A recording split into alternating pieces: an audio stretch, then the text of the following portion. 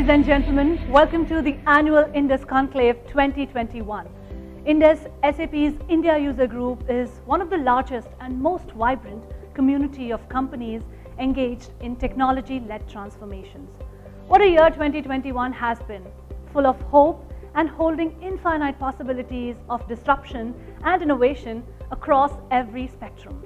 And today, we have gathered here at the INDUS Conclave 2021 that will feature insightful talks and discussions by business and technology thought leaders and some of the most celebrated speakers from across the globe.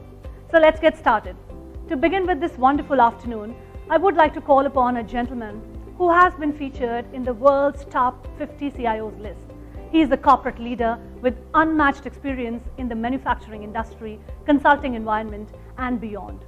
Please put your hands together for Mr. Vijay Sethi, Chairman of INDUS.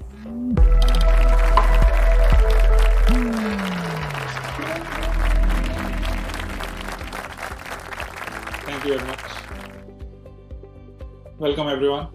My name is Vijay Sethi. I have the honor and privilege to be the chairman of INDUS. INDUS, as we all know, is SAP User Group of India. So on my behalf and on behalf of all my fellow board members, I welcome you to this INDUS Conclave 2021. Before I proceed forward, let me also introduce all my fellow board members. Atul. Thank you, Vijay for the great introduction. You're always a great source of inspiration to all of us as INDUS board members. Dear participants, good afternoon and warm welcome to all present. Thank you for joining us in time. My name is Atul Govil and I work for India Glycols as Chief Transformation Officer and Head of Technology. Look forward to enrich together in these carefully curated sessions through the two-day INDUS Conclave. I sincerely hope and wish that each one of us takes away select action items to drive digital-led business transformation initiatives in our respective organizations through this conclave and also from the SAP ACE awardees. Thank you. Thanks, Atul. Chandar. Hello friends, I welcome you to 2 days of exciting INDUS Conclave, and I'm sure these 2 days are going to be very exciting in terms of new learnings for you. I'm Chandradeep Khanduja, CIO for Luminous Power Technologies, and I'm part of INDUS board, and we really will look forward to your participation in these 2 days of event. All the best. Thank you. Thank you, Chandar. Manoj. Good morning all. On behalf of INDUS, I, Manoj Kumar, Head Information Technology at HPCL Mittal Energy Limited, welcomes you all for this annual conclave. Thank you. Thanks, dear. Prakash. Good afternoon, friends. I'm Prakash Damani, CIO, EPL Limited. I welcome you all to INDUS Conclave. This particular event is going to be spread across 2 days, and we have tried to make this event very interesting by bringing you globally acclaimed speakers who will be sharing their thoughts and perspectives on various different topics. I'm sure you will find this very engaging and enriching. We really look forward to your active participation. Have a great day. Thank you. Thank you, Prakash. Surata. Hi, good afternoon everyone and welcome to the INDUS Conclave.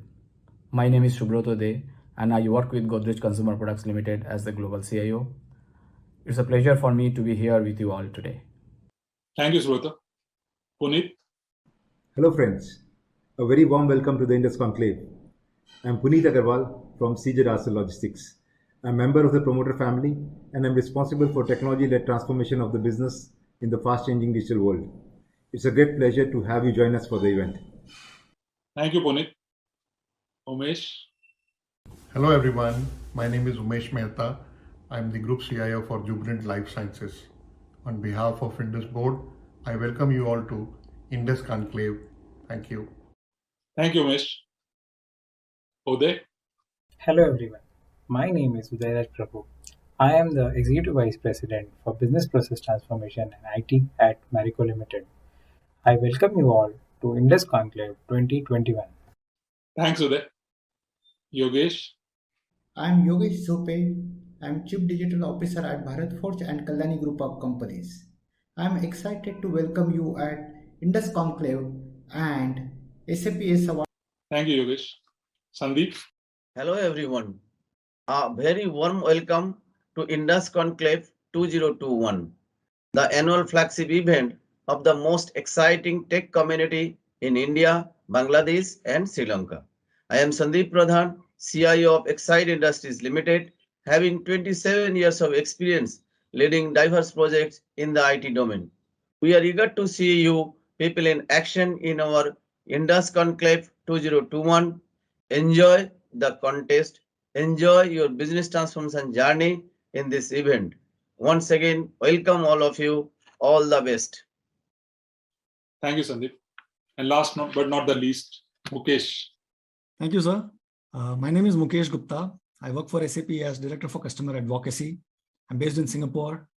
I've been working with Indus for the last 11 years or so. We started the interaction when Indus was just 6 customers strong. And I'm really happy to see 2,000 plus customers who are part of Indus now. And I'm really looking forward to the conference. Thank you so much. Thank you, Mukesh. Thank you very much. Thank you, all my fellow board members. Each one of you is really doing a fantastic job. I must thank each one of you for all the contributions that you are making. So coming back to INDUS Conclave 2021, as we were discussing as to what would be the theme, we have seen that since March 2020, pandemic has really changed this world. We know that there have been a lot of negatives that have come out of this pandemic. There have been a lot of personal losses, professional losses. There's a huge impact on the economy. But on a positive front, we also seen that there's been a huge change in the mindset of people, huge change in the mindset of organizations. And digital has really come to the forefront. The amount of focus that organizations have given on digital over the last 18 to 20 months has been much more than what they would have even imagined 20 months back. Almost all the organizations are doing a lot of stuff to transform them digitally. And with that, that's where we thought that let's have the theme of this conclave as driving digital transformation. Because what we thought was that let's learn from experiences of leaders. Let's learn from experiences of our fellow customers, other organizations, as to how they are driving digital in their organizations, how they are also ensuring that whatever investments they have made in various digital technologies, they really gain out of that. And that is what we think that over the next 2 days, each one of you will really take away, that each one of us has invested a lot in SAP. How do we ensure that we really drive digital transformation in our own organizations and gain value out of the various investments that we have made? So we also lined up some really fantastic set of speakers this time. I have the honor of informing you that our keynote speaker is Shri Gaur Gopal Das ji. Many of us would have heard him. We have seen a lot of WhatsApp videos. We have seen him on TV. He is one of the most motivational speakers in the country today, and we really are honored to have him with us. So he'll be sharing his mantras and what we can do. So he'll be sharing that. We also have Mr. Matt Church, again another motivational speaker. We have Mr. Sudhanshu Vats. Sudhanshu Vats, we know, is the Deputy Managing Director of Pidilite. We have from SAP APJ, Mr. Paul Marriott. We have our own Mr. Kulmeet Bawa. Kulmeet, as we all know, is the MD of SAP India. We'll have Mr. Timo Elliott. He is the Vice President of SAP. We also have Ms. Neelam Dhawan. Neelam, we have seen her in various avatars over many, many years, and she has a huge experience, so she'll be sharing her views on various things. We also have other sessions from various customers, our partners, and that really would make these 2 days very enriching for each one of us. Also, what I've seen is that during these last 18 to 24 months, organizations have pumped in a lot of investments in SAP. Some of the organizations have done really fantastic job in doing various SAP projects. So we'll be recognizing and rewarding these organizations by honoring them as ACE Award winners, SAP ACE Award winners. There are a lot of companies who applied for it. I must say that any company that applied for me is a winner. But then when we were looking at the various nominations, of course, there'll be some who came at the top and they will be formally recognized today and tomorrow. So they'll be our SAP Award winners. I wish all the organizations all the best, and I'm sure that we'll have many of the SAP ACE Award winners sitting out here in the audience today. From an Indus perspective, I'm also pleased to inform you that Indus this year has crossed 2,000 customers. Now today, Indus is a really vibrant community. And when you have a user base of 2,000, it really makes the entire thing very, very strong. So in the last year, while pandemic was going on, we had a lot of virtual sessions. So I must inform you, and I'm happy that we had more than 60 sessions where 5,000 odd people. In fact, more than 5,000 people participated. We also have a concept called SIGs, Special Interest Groups. We have 15 SIGs today which are active. This year, we also introduced 3 SIGs. It was in discrete industries, pharma industries, and consumer product industries. I'm really happy that these 6 have taken up good shape. They have become very active, and people are really getting a lot of benefits participating in this. So I must thank everyone who's participating in these 6. We also had a very nice concept which was introduced, and all of us know that Fury is something which really helps the SAP customers improve productivity a lot. So we had the first deep dive session on Fury where it was 6 session or 6-day long thing, where we had sessions on Fury. The most pleasing part was that on daily basis, we had more than 200 odd customers who were joining in. 65 people, in fact, were present on all these 6 days. And I'm sure that everyone who participated in these SAP Fury sessions would have gained a lot. I personally spoke to many of the participants and they were quite happy. And they would be utilizing whatever they have learned during these sessions. We do aim to continue such sessions on various topics as we move forward. Another kind of innovative thing that we started this year was having a daily call, what we call as a co-working sessions that are there. So there's a Zoom session which is kept open for 1 hour, and people do get emails and WhatsApp messages. You can join in. If any question that you would have, so there are experts sitting, so there are topics on which we take, and so you can ask any questions. So it's a kind of open house that we hold on a daily basis. And in these sessions, I know that more than 150 odd customers have really benefited. So I encourage each one of you to participate in these calls. So they're very useful. These are very informal discussions that we have.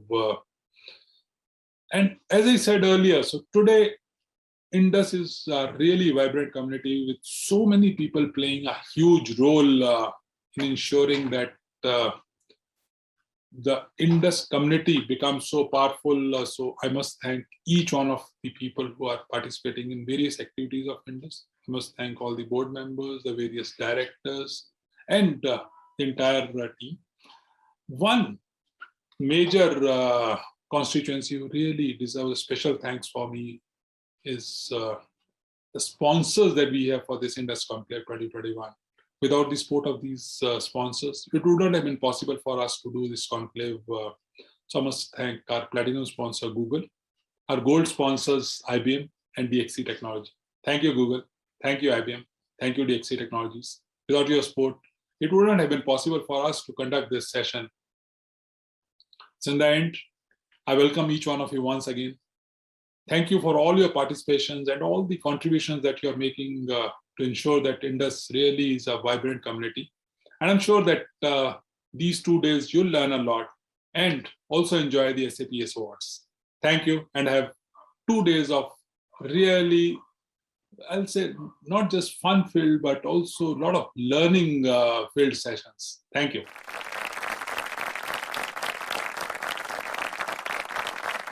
Thank you, Mr. Sethi, for kickstarting this gathering. Up next is our first speaker of the INDUS Conclave, Mr. Paul Marriott. He is a technology veteran and established business leader with more than 25 years of experience in Asian economies. Mr. Marriott is the President, SAP Asia Pacific Japan, APJ, and is responsible for driving customer success in the APJ region. Please put your hands together to welcome Mr. Paul Marriott.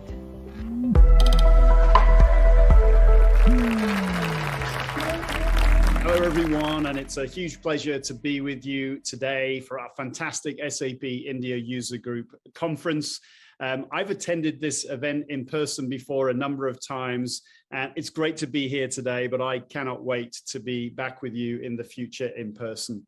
As many of you will know, I took on running the region as president of SAP for Asia Pacific and Japan 9 months ago, and it's been an absolute pleasure and privilege to be in this role to drive the strategy, particularly given the circumstances that we've been living through in the last 24 months.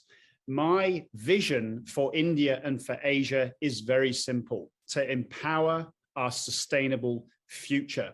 And we'll achieve that by empowering our people to deliver customer success to our customers, by empowering our people and our partners to deliver customer innovation through technology that will help you become sustainable, that will then help us create a sustainable environment in all of the communities that we live in.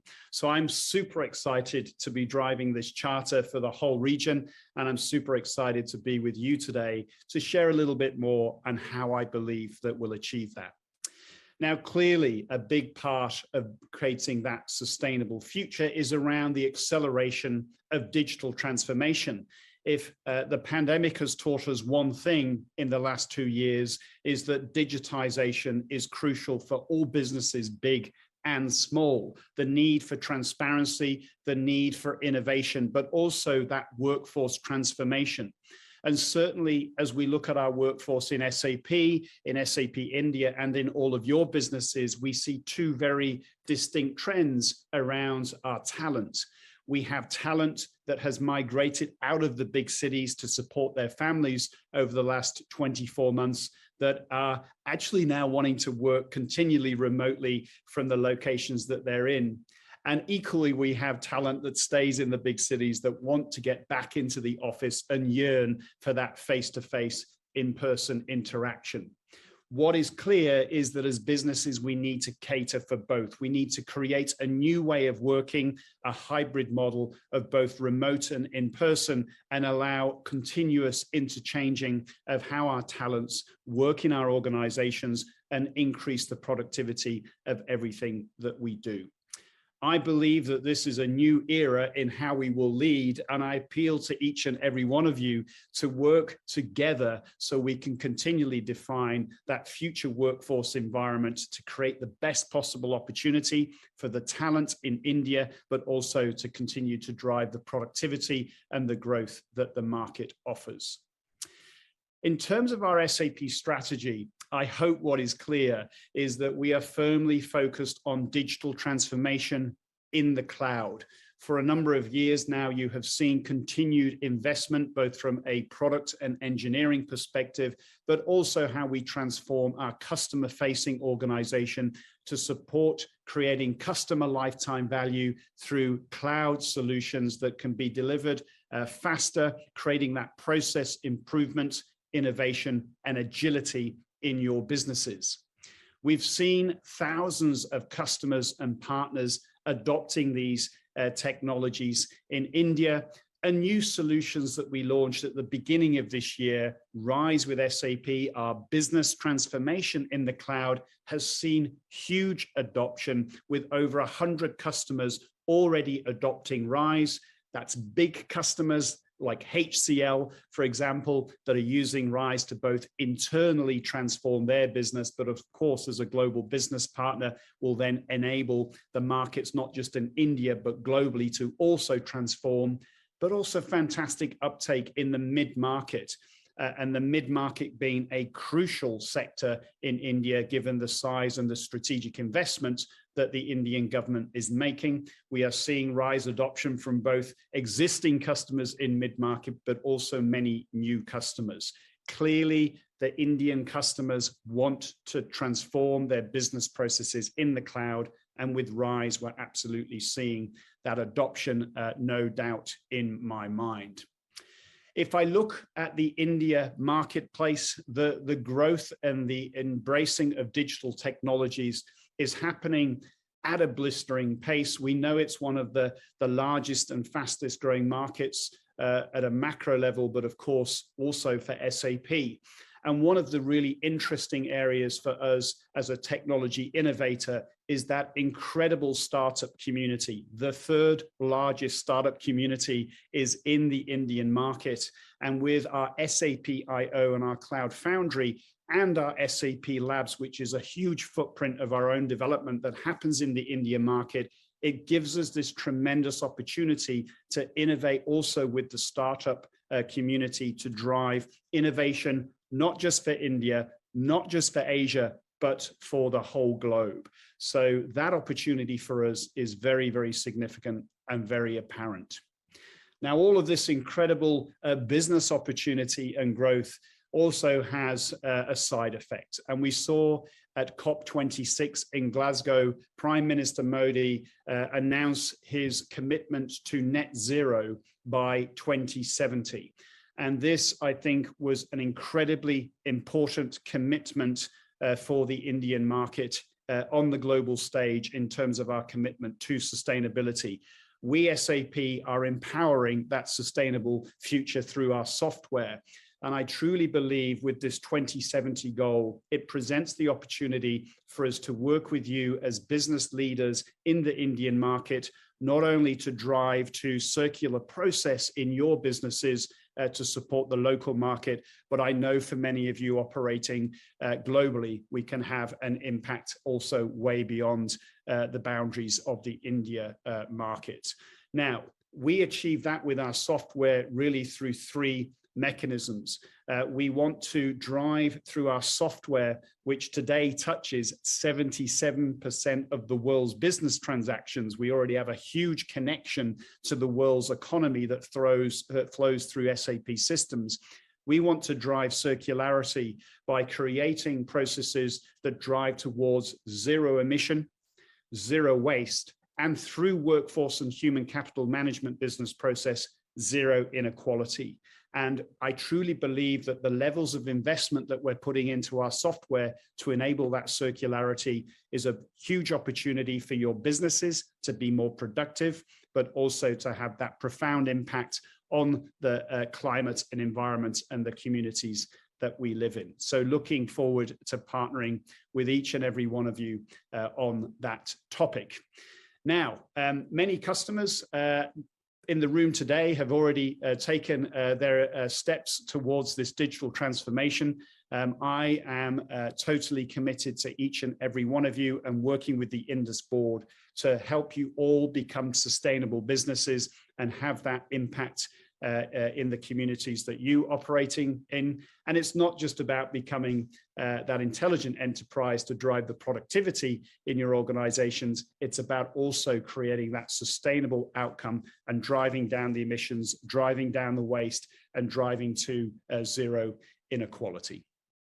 A big part of the program today is recognizing those customers that have already started that journey through our Customer Excellence Awards. So in advance, a big congratulations to the winners that will be announced through the program. Thank you for your incredible innovation. Thank you to the ecosystem that has supported that innovation and all of the customers that have participated and been nominated as part of that program. It's always a difficult choice to come up with the winners, but congratulations. And we see more and more customer nominations and success coming through that program. So looking forward to celebrating that and recognizing that incredible leadership in those organizations throughout the program. With that today, really, take as much as you can from the program. We are here and ready to embark on your digital transformation to create that sustainable future together. with you. I'm personally very excited to help each and every one of you achieve that through our cloud delivery capabilities like RISE. And I truly believe that if you are customers with our ecosystem, with the support of INDUS, working in partnership with government, together, we will drive that sustainable future. Really looking forward to seeing you all in person. And my commitment to the INDUS board today is that I will absolutely meet you on my first trip back to India, as well as, of course, all of you, our customers. Looking forward to that opportunity. But for now, enjoy the program. And thank you again for having me today. Thank you, Mr. Marriott, for sharing your insights about how SAP can help INDUS members lead and build sustainable enterprises by leveraging technology. Now let's welcome our next speaker, Mr. Ki Sung Chi, Director, SAP Practice APAC, Google Cloud. A certified computer scientist from Frankfurt, Germany, Mr. Ki began his journey with Siemens International and gained incredible experience working with SAP across 3 key geographies. He's now part of the team at Google Cloud, and today he's here with us to share his insights about the future with SAP on Google Cloud. It can help you in your transformation journey. Over to you, Mr. Ki Sung Chi.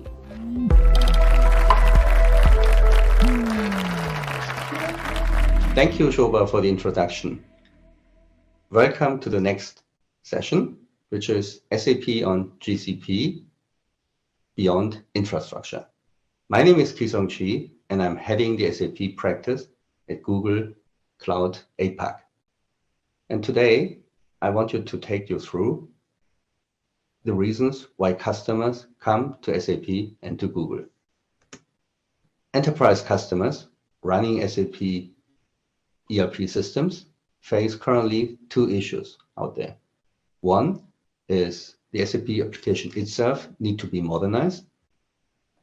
The SAP ERP will end their maintenance by 2027. So there is a natural need to modernize beyond many other reasons.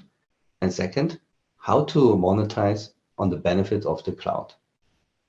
In order to do that, what would customers do? They come to SAP and to Google. And the reasons for that, I would like to highlight in the next few minutes.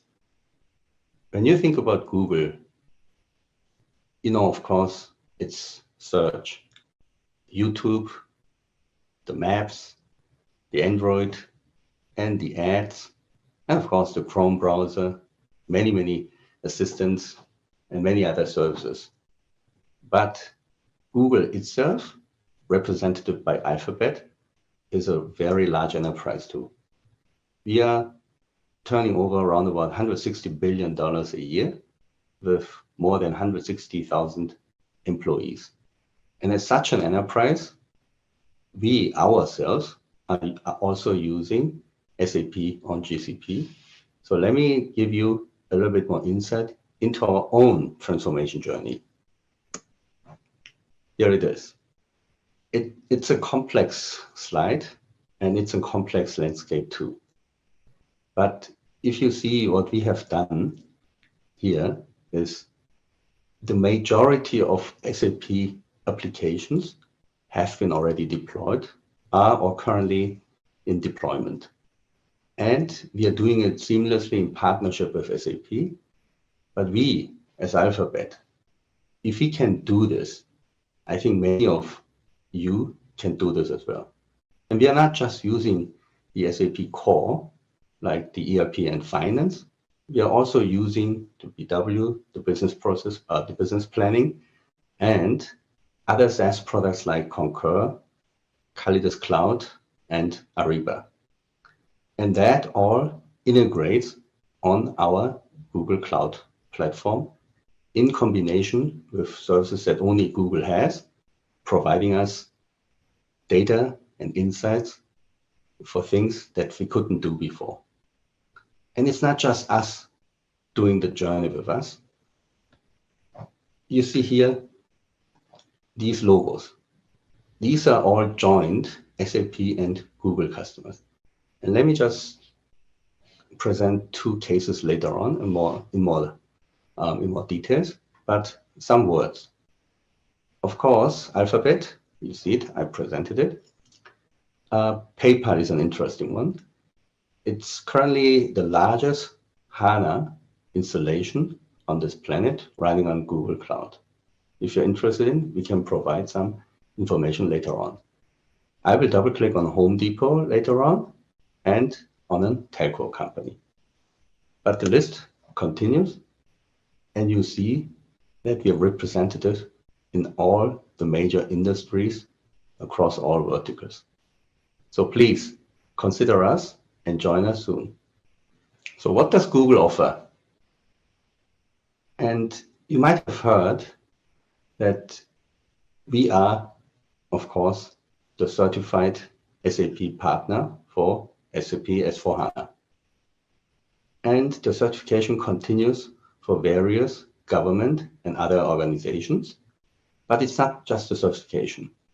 We offer 24/7 premium support and the usual cloud availability like backup, disaster recovery, and high availability, of course, all there. The other one that I want to highlight is that we jointly have created a portfolio of services that SAP and Google provides to accompany you on the journey to the cloud.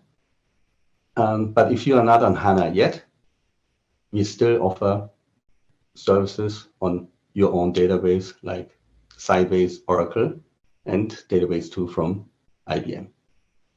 And we are not doing this on our own only. You see here the logos. So we are accompanied by the most prominent partners globally, like HCL, Accenture, IBM, Infosys, and Wipro, all prominent names here in India, but also the other global and local partners. And we are adding more logos as we go. So why do SAP customers come? And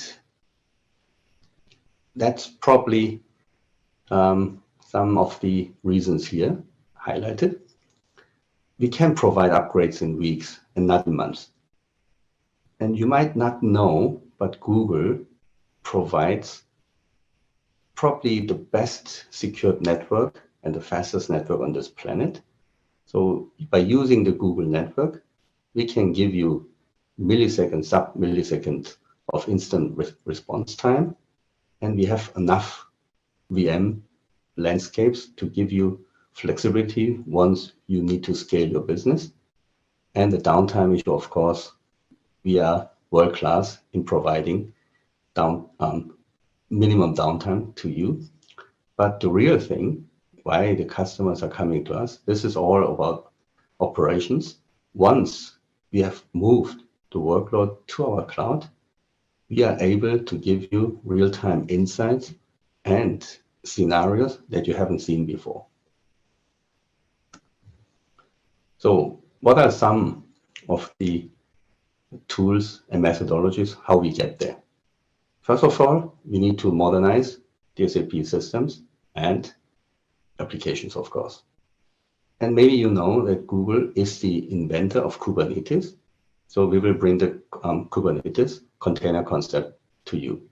Surrounded by FPG, Android, and maybe C3i, you can benefit from all the partner and Google-owned services surrounding the SAP landscape. I told you about the analytics. We can scale to petabyte of data from inside the SAP system combined with the data that is outside in the world. Trend data, customer data, sentiment data, all of them bringing the SAP data plus the non-SAP data together in BigQuery and then create scenarios on intelligent scenarios with Google or own AI and machine learning capabilities in order to show the value why you should be actually sitting in the cloud with Google. I told you that I wanted to present a little bit more deeper two cases. And one is Home Depot. And you know what Home Depot is, so I don't need to explain what Home Depot is.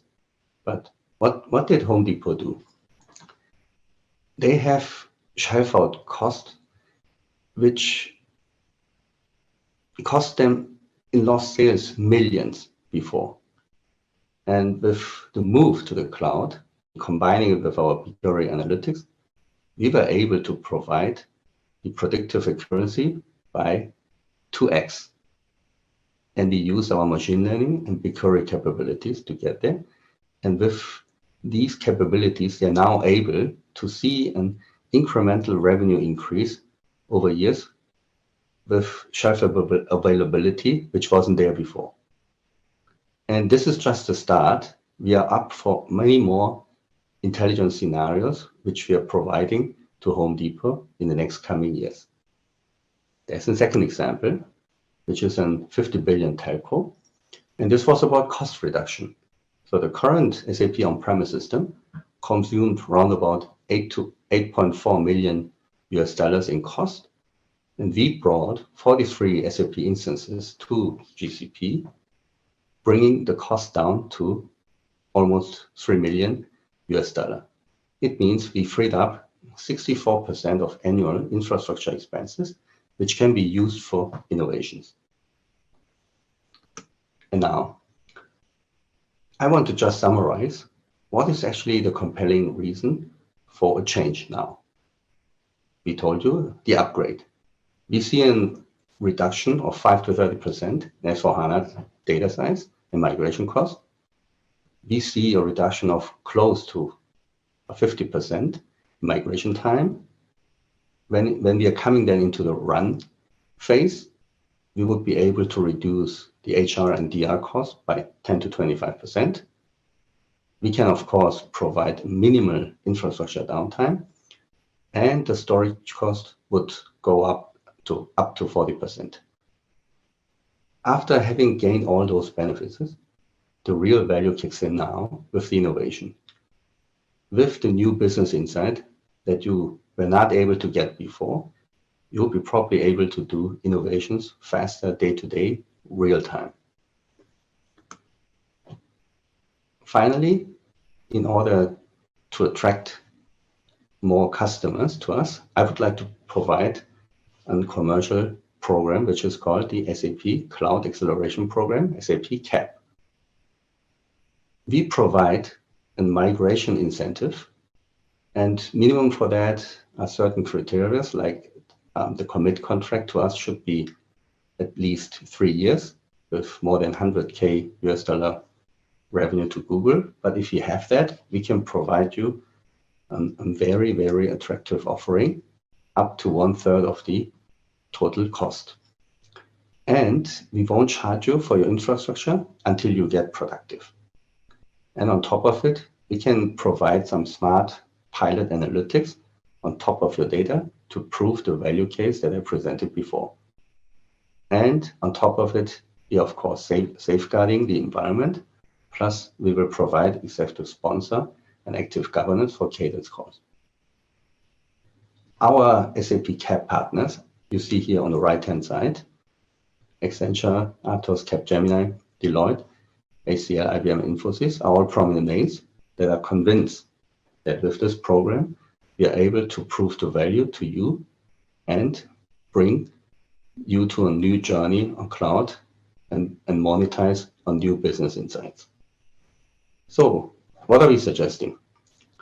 Let our sales rep get to you and propose a half-day Google Cloud Readiness workshop for SAP, and also introduce you to the commercial program of SAP CAP.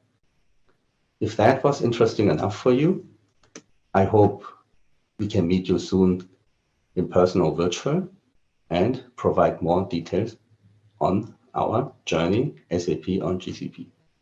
Thank you so much for listening in, and have a wonderful day, and please continue to enjoy the event. Thank you so much. We asked SAP customers what they expect from a public cloud provider. We need to be able to maintain availability while responding to business needs at scale. We need a cloud partner that is committed to solving the unique needs of our business. As a complex multi-channel organization, we need to be more innovative while ensuring our online and in-store systems work together seamlessly. SAP customers need to ensure their business-critical operations run continuously and economically at all times. And they're getting what they need with Google Cloud.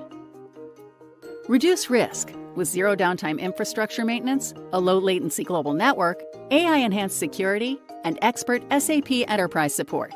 Free up working capital and manage unpredictable business cycles with our VM-based infrastructure.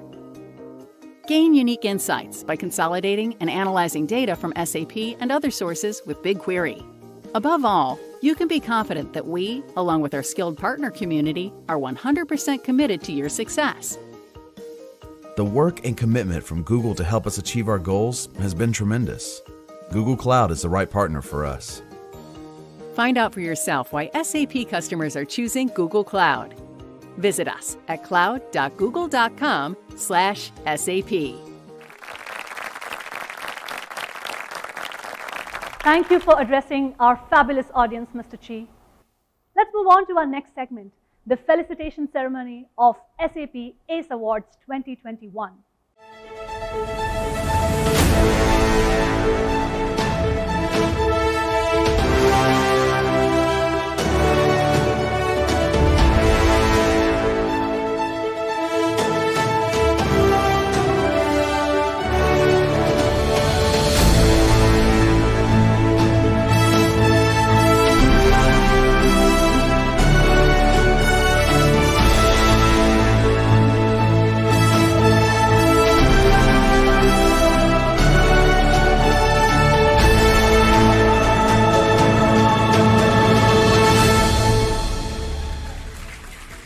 Very warm welcome to the 15th edition of SAP ACE Awards 2021, presented by INDUS.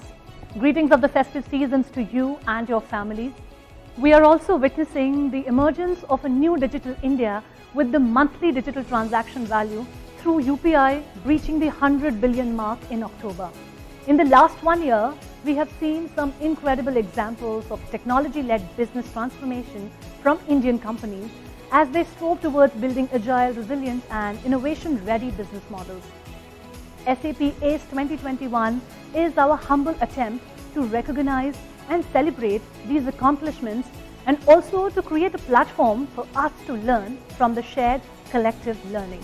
Since its humble beginning in the year 2006, SAP ACE has evolved into one of India's most coveted recognitions for Indian businesses who demonstrate significant business impact through technology-led innovation. I'm indeed privileged to be hosting the 15th edition of SAP ACE. We had further simplified the nomination process this year with the first level screening and shortlisting of pitch decks done by 30 INDUS members, and in the final round, 2 jury teams across Mumbai and Delhi evaluated the pitch deck presentations by the finalists. And here we are today to announce the results of this year's SAP ACE Awards. This year, we also rationalized the awards across 2 broad categories. The Game Changers, which focused on larger, long-term digital transformation projects covering multiple lines of businesses. The Disruptors, which aimed at recognizing transformation projects across 5 lines of businesses, including human experience, customer experience, procurement and supply chain, finance, and manufacturing excellence. We also introduced 2 new categories this year.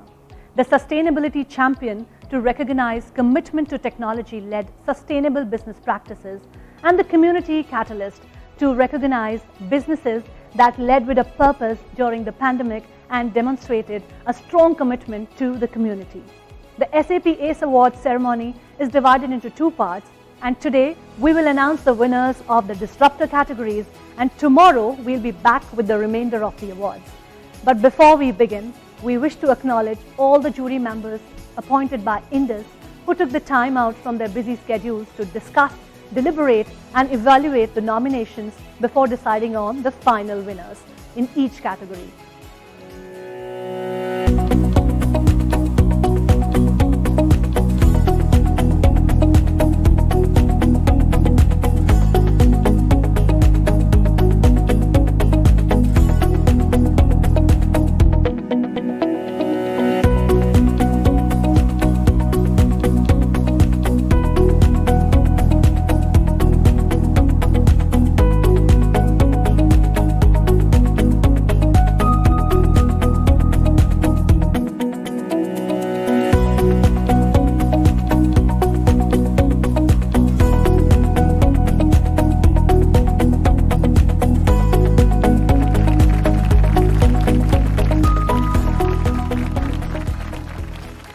truly appreciate your contribution. Thank you once again. And now on to the awards for this year. We will get started with the awards for today, and for that I would like to call upon Rahul Singh, Head of Marketing, SAP Indian Subcontinent, to join me and run the proceedings.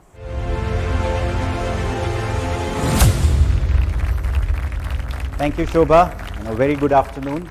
You know what? We are celebrating SAP's Silver Jubilee in India this year, and SAP ACE has been part of our journey in India for 15 out of these 25 years. And it always fills me with immense pride that I have myself been part of this great journey for nearly a decade now. Wow, that's incredible, Rahul. And indeed, it is a matter of great pride to be associated with a legacy as powerful as SAP ACE. I'm really excited to find out who the winners of the coveted ACE Awards are for this year. So shall we get on with unveiling the winners? The first subcategory in the Disruptor Awards is the SAP ACE for Excellence in Human Experience Management. Well, Shobha, as India resumes its growth trajectory, it is inevitable that attracting, developing and retaining talent will become the new battleground for businesses. And the ability to deliver high-quality employee experiences at work is going to be the primary differentiator for employers. While the first wave of the pandemic had a more significant impact on business, the second wave impacted individuals much more. A very recent research report found that at least 33% of organizations had to shrink their manpower, 58% had to undergo serious restructuring, and 38% reduced pay or benefits for their employees. Also, with more employees working in remote or hybrid models, it took a significant toll on people. As many as 52% employees reported high to moderate anxiety. 66% reported at least some work distraction. Well, the good news is that 100% of the organizations surveyed in this research said that enhancing employee experience will be a top priority for them in the next 3 years, compared to 74% before the pandemic. The same research also indicated that organizations that invested on employee experience reported up to 2.7 times higher productivity and seemed to fare much better in terms of leadership, management and talent development. The SAP ACE Disruptor Award in Human Experience Management is meant to recognize businesses that demonstrated transformation in employee experience through technology. Wow, that was truly insightful. So let's find out who the winners in this category are.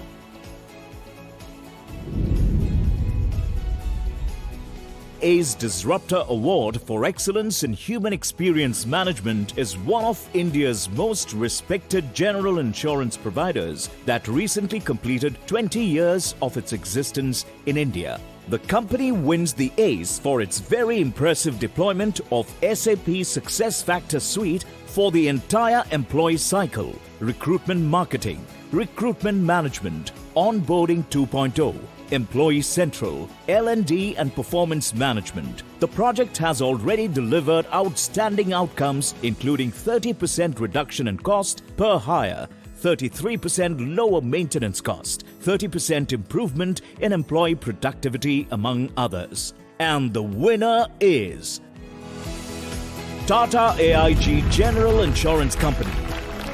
Congratulations to the implementation partner, Stepping Cloud Consulting Private Limited.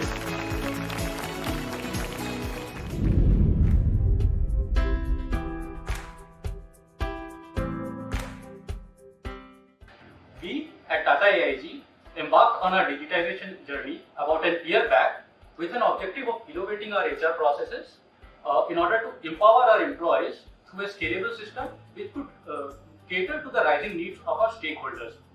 And we realized that implementation of Empower, as we fondly call it, would be key to the success of this journey. That's why we brought together a cross-functional team and a very robust governance structure in order to ensure implementation. And the result was that we were able to achieve end-to-end implementation of 7 modules in a very short period of just 6 months, and that too working 100% remotely due to the pandemic. Now, let me introduce you to the core team. Empower is about having strong data foundation with simplified processes and workflows. Empower is about providing a best-in-class user experience. Empower added a new chapter in skill-based digital learning. Empower is about having real-time, transparent performance measurement and feedback through the year. Empower is about having access to information for informed decision making. Empower is about handholding the users in this transformation journey to drive sustainability. Empower was all about robust project management and governance. This implementation is true example of people coming together from different teams and making it happen in record time. We thank Stepping Cloud team and project lead from SAP for supporting us in this implementation journey. On behalf of all the project team members, we thank the jury for appreciating our work and humbly accept this award. Thank you. Next up is a special SAP recognition in this category for a company that is a much admired Indian pharmaceutical multinational. It is the world's 4th largest specialty generics company. This recognition is for their HR1 project that involved implementation of the full breadth of SAP SuccessFactors suite covering 36,000 plus employees in over 50 countries. This special recognition is for Sun Pharmaceuticals Industries Limited. Congratulations to the implementation partner, Blueprint Technologies Private Limited. Hello everyone. I would like to thank SAP for honoring us with the SAP ACE Award for this HR transformation journey at Sun Pharma.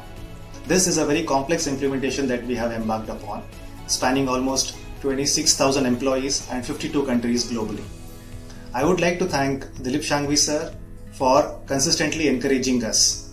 Secondly, I would like to thank Dr. Sapna and Vimal for always being there during crucial junctures. I would then like to take the opportunity to thank our colleagues in our HR and IT teams globally, whether it is Kashmira, Rasik, Mona, Monisha, Akshay, Nilesh Parekh, Vishal Shangvi, Yashika, and numerous other team members who have played a very crucial role during the entire implementation. No implementation is complete without the active participation and support of the implementation partner. So I would like to thank Om Prakash and the entire Blueprint team who have been consistently there with us.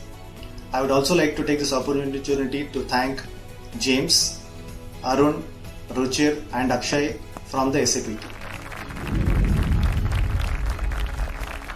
Huge congratulations to the deserving winners. Rahul, the next category is probably one of the most critical areas of business, especially in the backdrop of what we have experienced in the past 18 months. With rapid changes in India's consumer landscape, customer experience was always a very important area for companies, but with the pandemic, it has indeed become super critical. Well, Shobha, talking of customer experience, I have developed a very interesting love-hate relationship with my bank. They continue to woo me despite our 15-year-long relationship, and yet they suffer from a serious memory loss.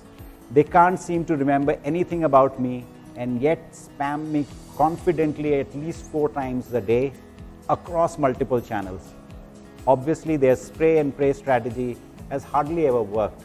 Well, but jokes apart, I think India's rapidly changing consumption patterns and continued emergence of new consumers and markets makes it one of the most challenging markets in the world. Several market research reports suggest that most companies seem to have accelerated their customer experience transformation during the pandemic, and the CX function itself has assumed a more strategic role within the organization. However, despite increased investments in digital interfaces, social experience platforms, and omni-channel strategies, more than 24% brands in India delivered poorer customer experience in 2021 due to a variety of factors. The SAP ACE Disruptor Award for Excellence in Customer Experience will recognize businesses who set new benchmarks in customer experience, driving transformation across their front, middle, and back offices. Very well said, Rahul. So who do you think is the winner of the ACE for customer excellence this year? Well, you know what, Shobha? I'm as eager to find out as you are, so why don't we just go ahead? The winner of the SAP ACE Disruptor Award for Excellence in Customer Experience Management is an iconic Fortune 500 company, a Maharatna, and one of India's premier integrated energy companies. Their ambitious initiative named Project Anubhav was designed to deliver a unified world-class experience to its vast retail and commercial customer base of over 90 million across multiple touchpoints. The sheer scale of the project built on SAP Commerce Cloud and the outcomes demonstrated ensured that the jury was unanimous in their choice in this category. And the winner is Bharat Petroleum Corporation Limited. Many congratulations to the implementation partner, Deloitte. Hi, thank you so much. It's an honor and privilege to be receiving SAP ACE Award under the Disruptor category for customer experience on behalf of Project Anubhav Bharat Petroleum this year. We thank the jury for shortlisting, nominating and bestowing this award to Bharat Petroleum. Project Anubhav is pivoted around customer experience, which is built on the organizational ethos of trust, convenience and personalization. We are building products and solutions to ease the life of our customers who touch base with us across our touch points at LPG distributorships, at our retail fuel stations, our direct and industrial customers. So we are building the customer engagement platform for our B2B, B2C and B2B2C channels, and this is a very complex project which has been very rightly recognized by the SAP ACE team for it being a differentiating solution for Bharat Petroleum and particularly in the commodity business in oil industry. We thank once again to all jury members for reposing their confidence and the fact that BPCL is becoming a differentiator in this area. Thanks once again. Next in this category, we have a special SAP recognition for a company that is leader in construction equipment in India. And they are the recipient of this recognition for their complete front office transformation project leveraging SAP Commerce Cloud and SAP Sales and Service Cloud. The project is already demonstrating positive outcomes such as 100% improvement in sales team productivity and 40% increase in dealer sales processes. And the winner is Tata Hitachi Construction Machinery Company Private Limited.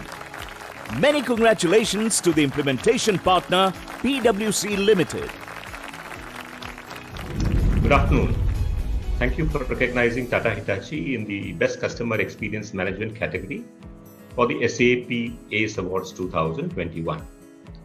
We at Tata Hitachi believe that we need to deliver value to our stakeholders like our customers and dealer partners on the three core areas of quality, delivery and cost. Our digital platform for customers has been called INDUS and has been designed with this principle in mind. This is tightly integrated with our core backend system, IoT platforms, field mobility apps that deliver a seamless omni-channel experience in the area of sales, service and parts, and also help us create a digital front office. Our implementation partner, PwC India, have worked very closely with us across all the platforms to come out with several innovative solutions. We have implemented SAP Sales and Service Cloud, Business by Design for dealer management, and the Commerce Cloud platform for digital. Some key highlights are that this has been the first Spartacus implementation in India and has multiple integrations across 6 platforms. The project was planned and executed during the pandemic period in an almost remote fashion. My compliments to the entire PwC team who worked very closely with us on this project. The SAP team has also been very supportive, especially since most of the development and deployment was done during the pandemic period. My compliments and thanks to them. Moving from a conventional approach to a digital landscape needed a lot of planning in order to get it right. Our core team from across functions have done a wonderful job in visualizing and implementing this with our partners. My special thanks to the team who have worked tirelessly on this project. Finally, we believe that the solution will deliver value to our customers to make them more productive and cost-effective, thereby making Tata Hitachi their preferred partner for construction and mining solutions. Thank you once again.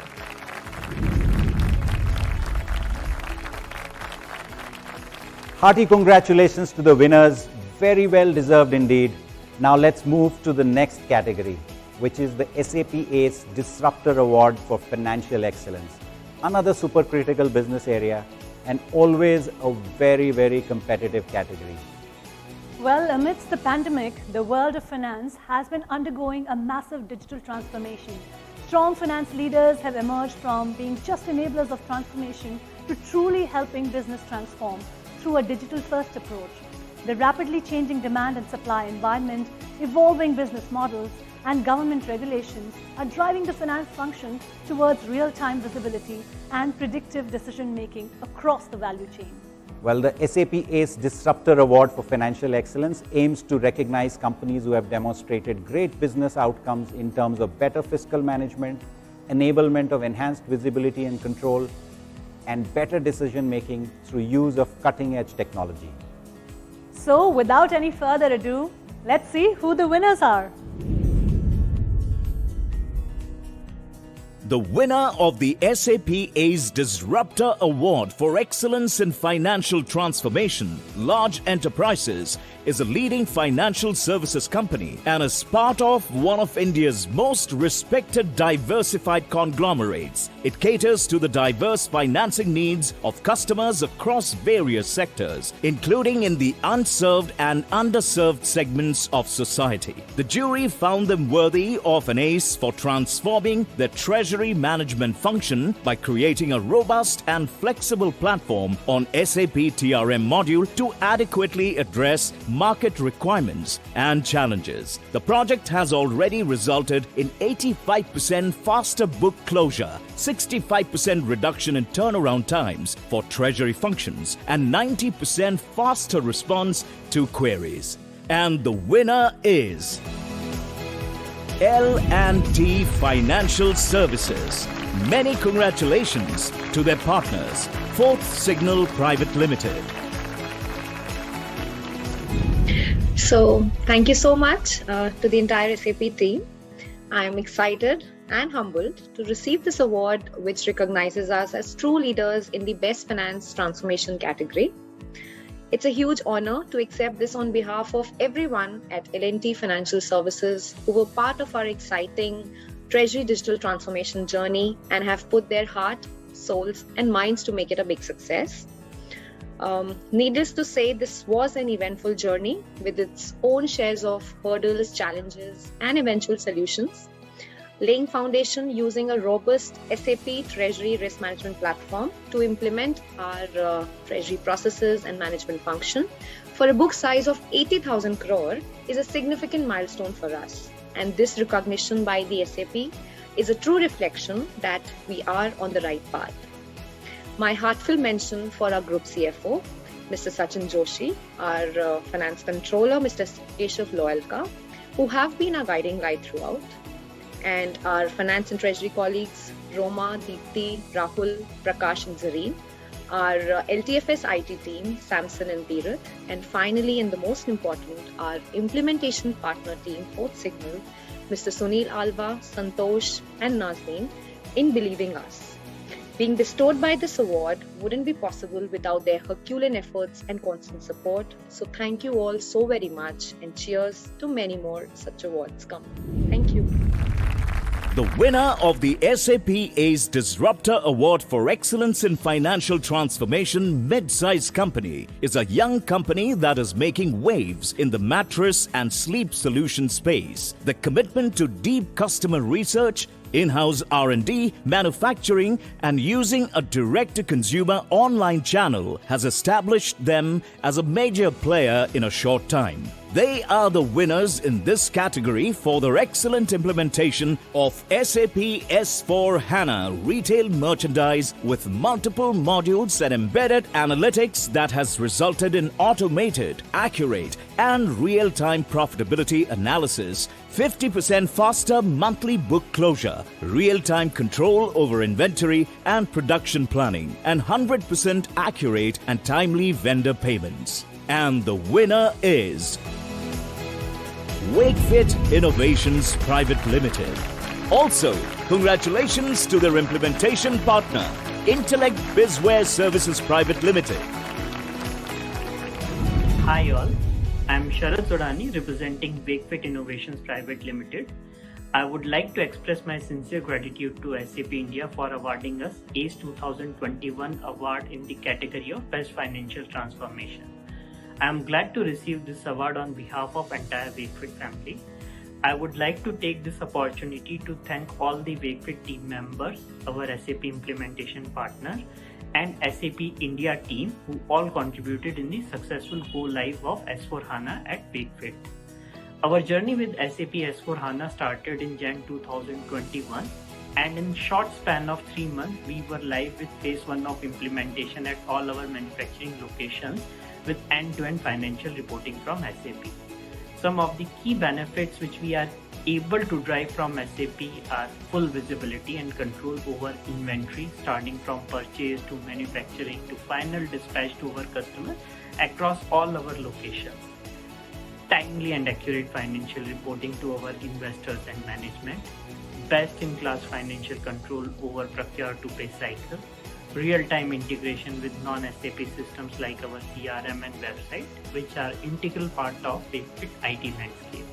We firmly believe that SAP S/4HANA will be a key contributor in the future exponential growth of Wakefit. Thanks once again for this award.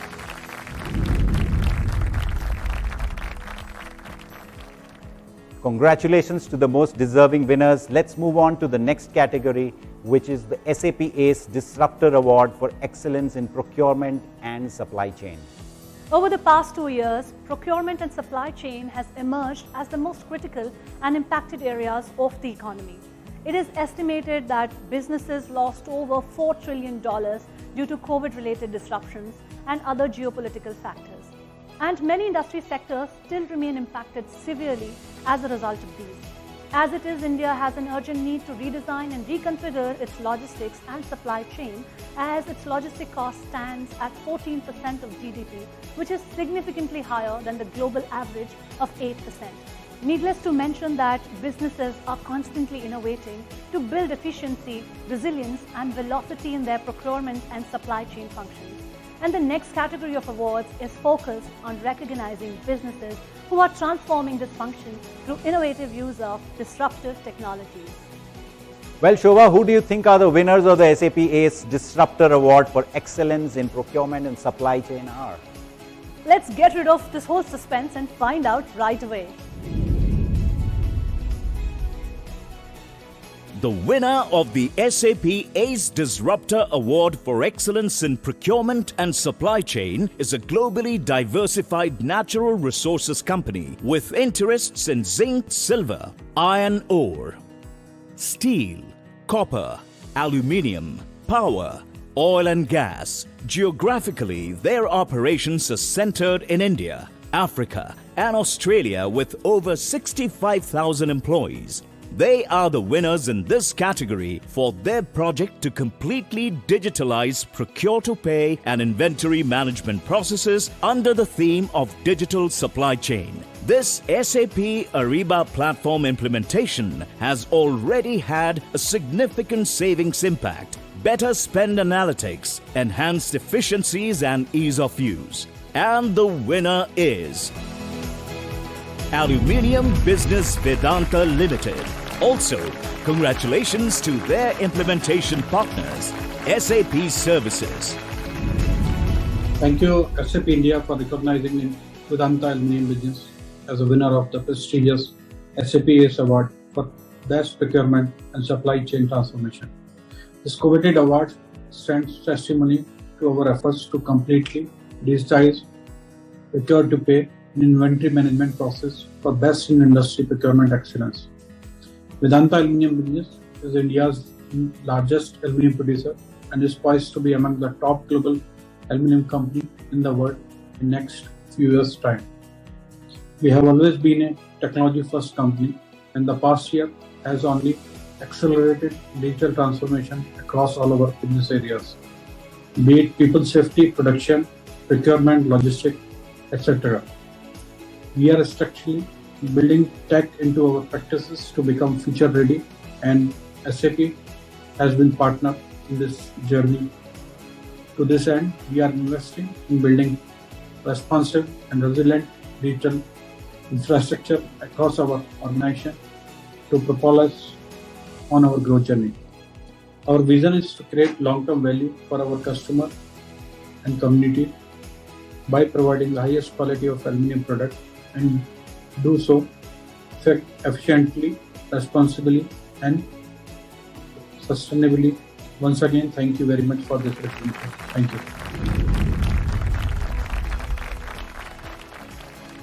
Wow, congratulations on a very well-deserved win. Now that brings us to the last award in the Disruptors category, SAP ACE Disruptor Award for Excellence in Manufacturing. Well, one of the silver linings of the pandemic and the major supply chain disruptions across the world is that it has thrown up an incredible opportunity for India to fill this vacuum by enhancing its manufacturing prowess and footprint across the globe. Manufacturing organizations in India have an excellent opportunity to deploy modern Industry 4.0 techniques and disruptive technologies to become a major player at the global stage. This category is aimed at recognizing businesses which have demonstrated innovation in manufacturing operations, resulting in better operational visibility from shop floor to top floor, significant cost savings, improved product quality, faster time to market, among others.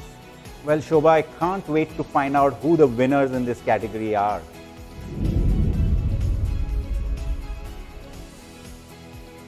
The winner of the SAP ACE Disruptor Award for Excellence in Manufacturing Transformation Large Enterprises is a Maharatna and one of the largest steel-making companies in the country, contributing 19% of India's crude steel production. They were adjudged winners in this category for their project to transform manufacturing processes at the ISCO steel plant. The project leveraged SAP SRM and other modules to significantly enhance quality control, reduced production losses, better asset management, and improved production planning and reporting. And the winner is Steel Authority of India Limited. Also, congratulations to their implementation partners, Tata Consultancy Services. Very warm greetings for the festive season to all. On behalf of SAIL ISP, I am honored to accept the SAP ACE Awards 2021 in the Best Manufacturing Transformation category. The award does not belong to any one person or group.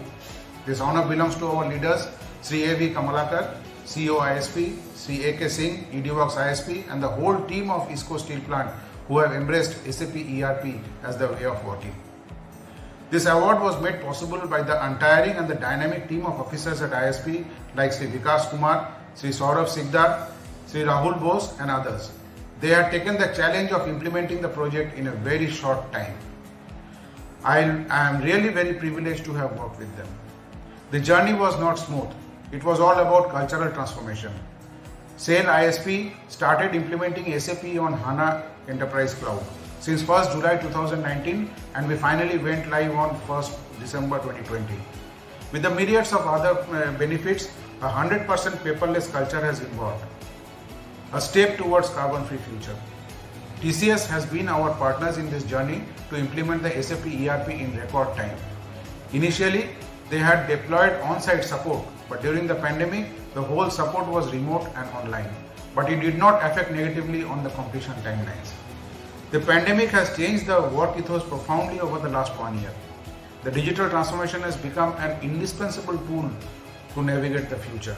It will be amiss if I do not thank the organizers of this unique and very pertinent initiative by SAP and the distinguished jury at INDUS.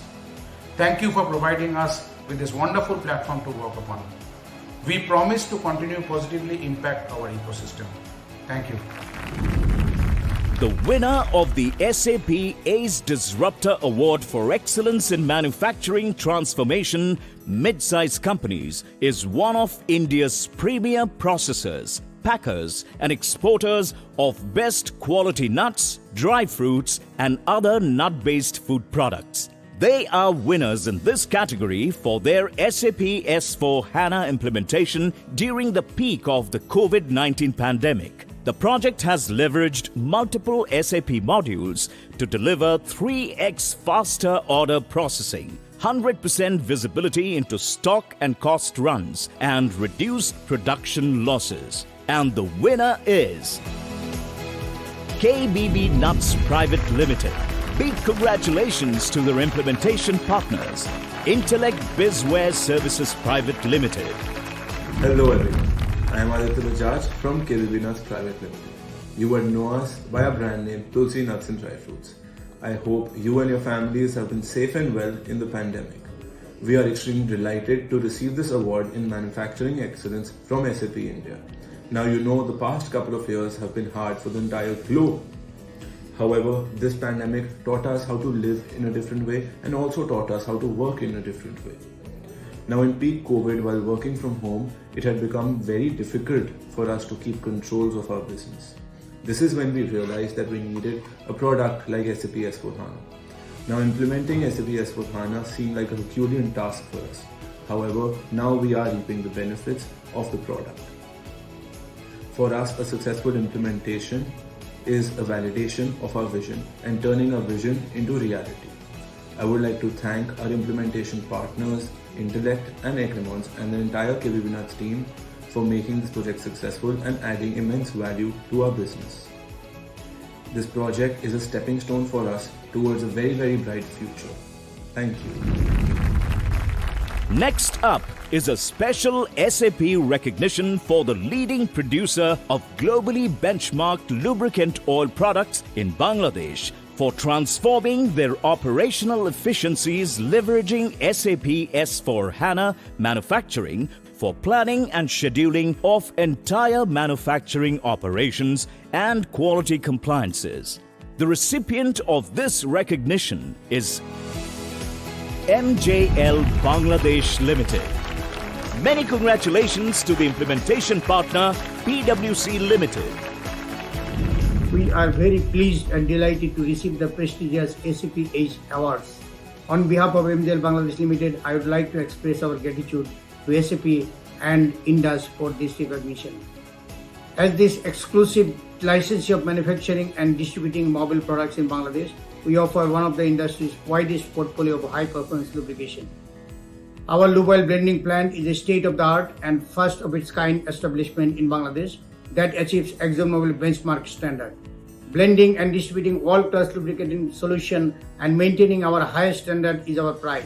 So, as you may understand, the digital transformation journey to SAP end-to-end solution was very critical and challenging for us. Our management decided to implement SAP in order to ensure an integrated and seamless operation with embedded internal controls and corporate governance. Managing the challenge and hurdles, the MJL and PwC teams worked very day and night to make it successful. Finally, I am very humbled to receive the very prestigious SAP award.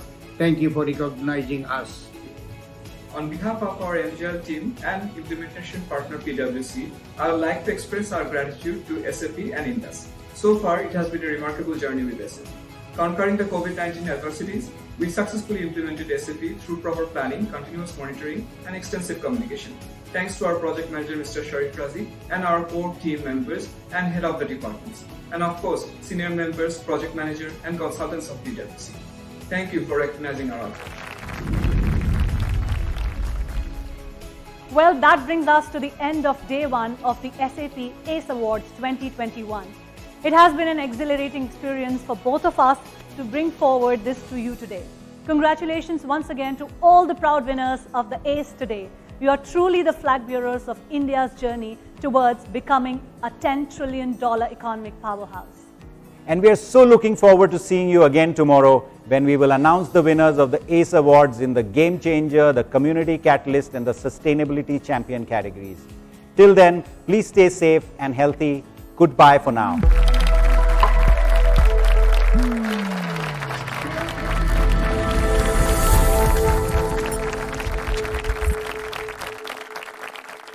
Thank you, Mr. Singh, for sharing the stage with me and felicitating our winners, and congratulations to all the winners. Now that we are done commemorating our wonderful winners, I would like to call upon Mr. Sabu Gopinath, Senior Partner, Strategic Partners and Enterprise Applications, IBM.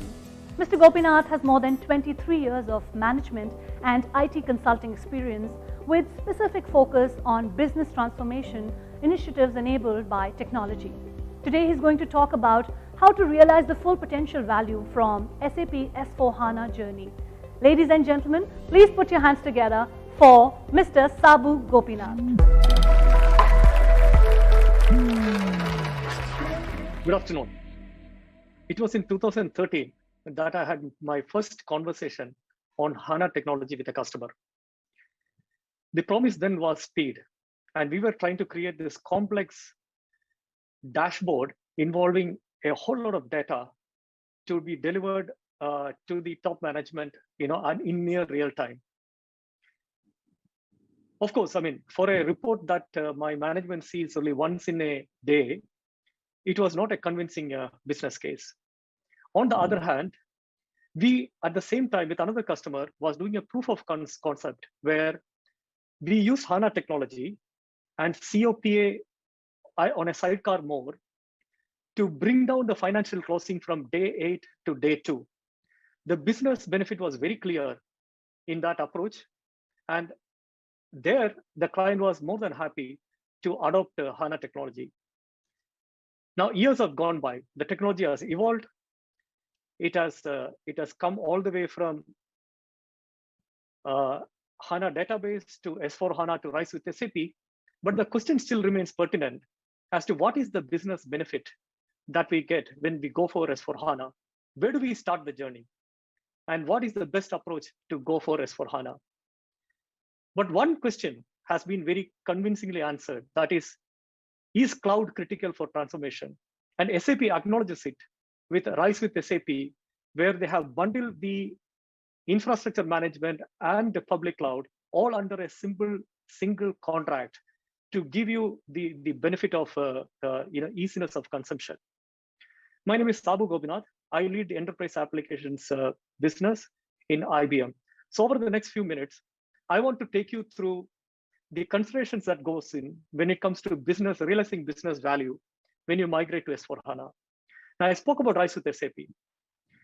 Taking a cue from SAP, we partners also, we further bundle the implementation and the support services.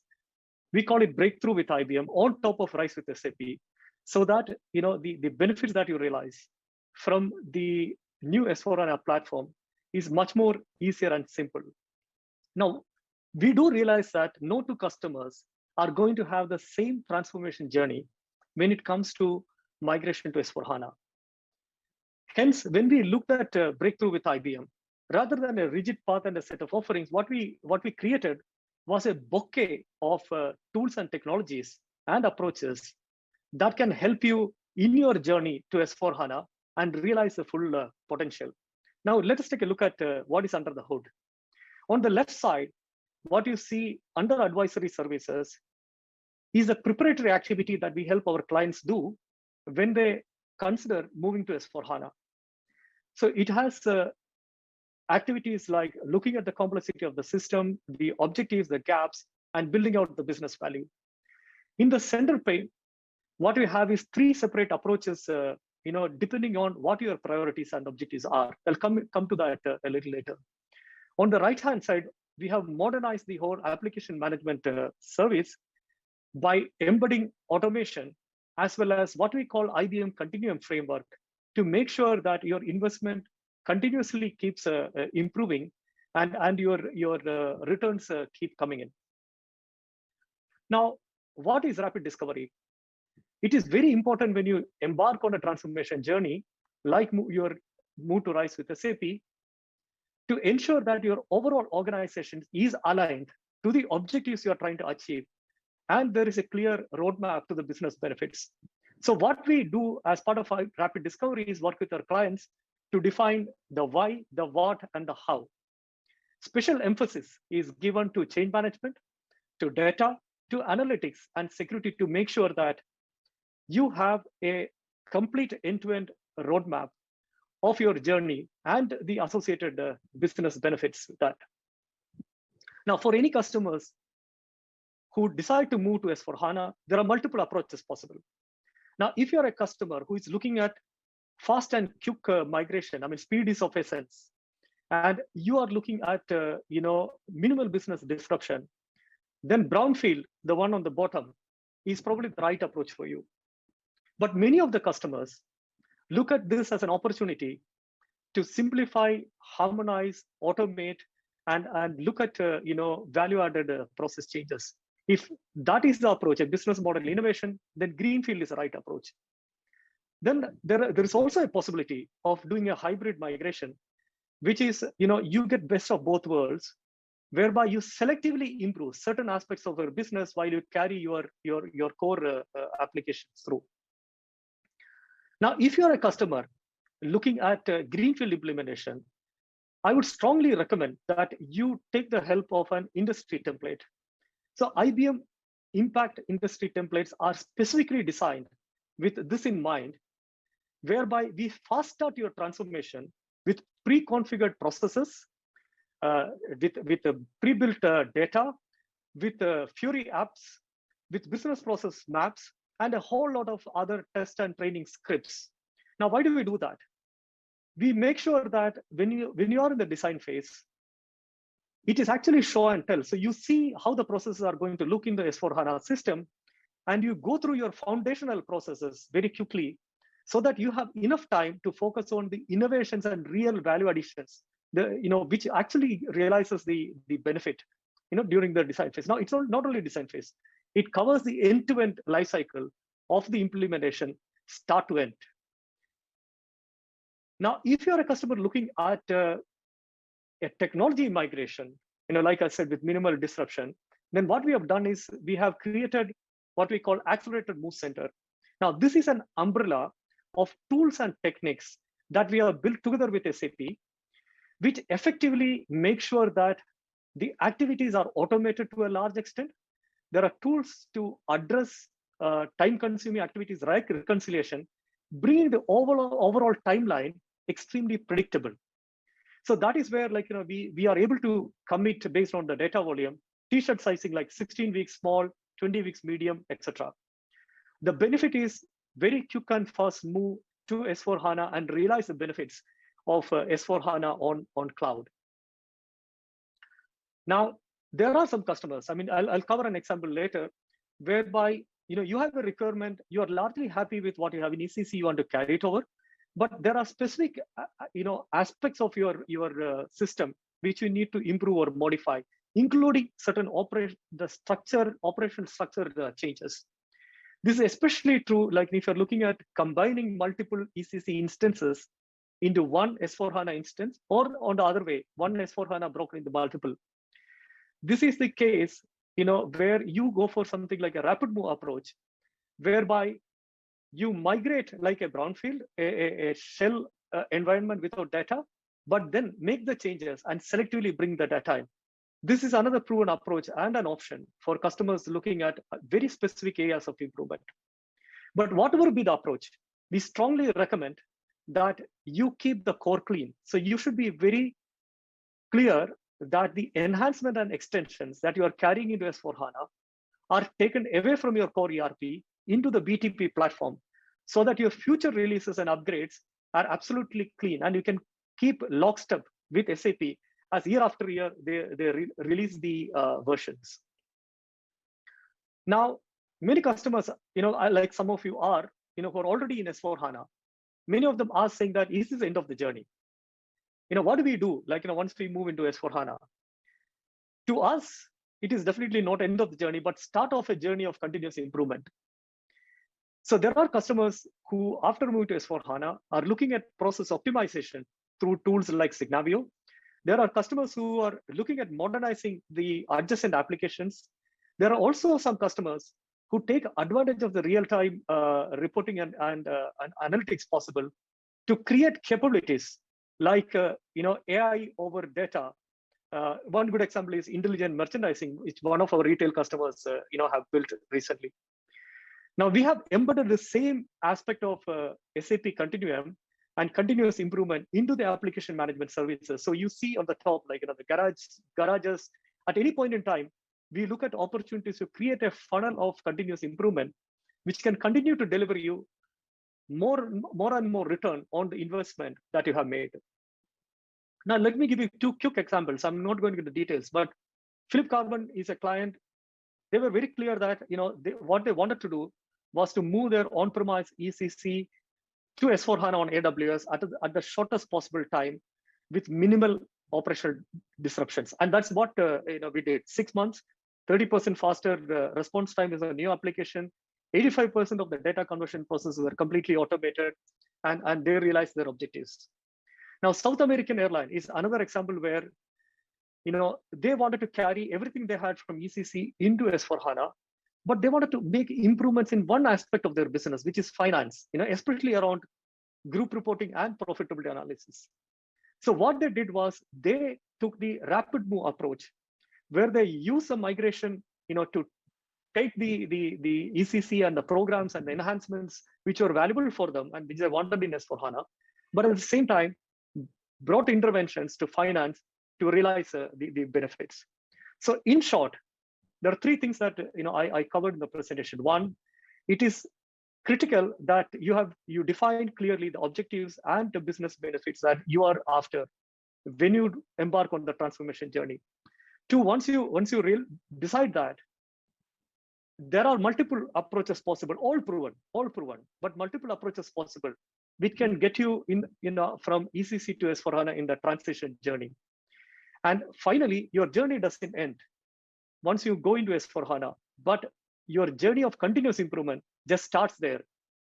And whatever be the phase of your engagement, IBM has invested in tools, accelerators, technologies, and methods to make sure that you realize the value that you want to achieve from Rise with SAP.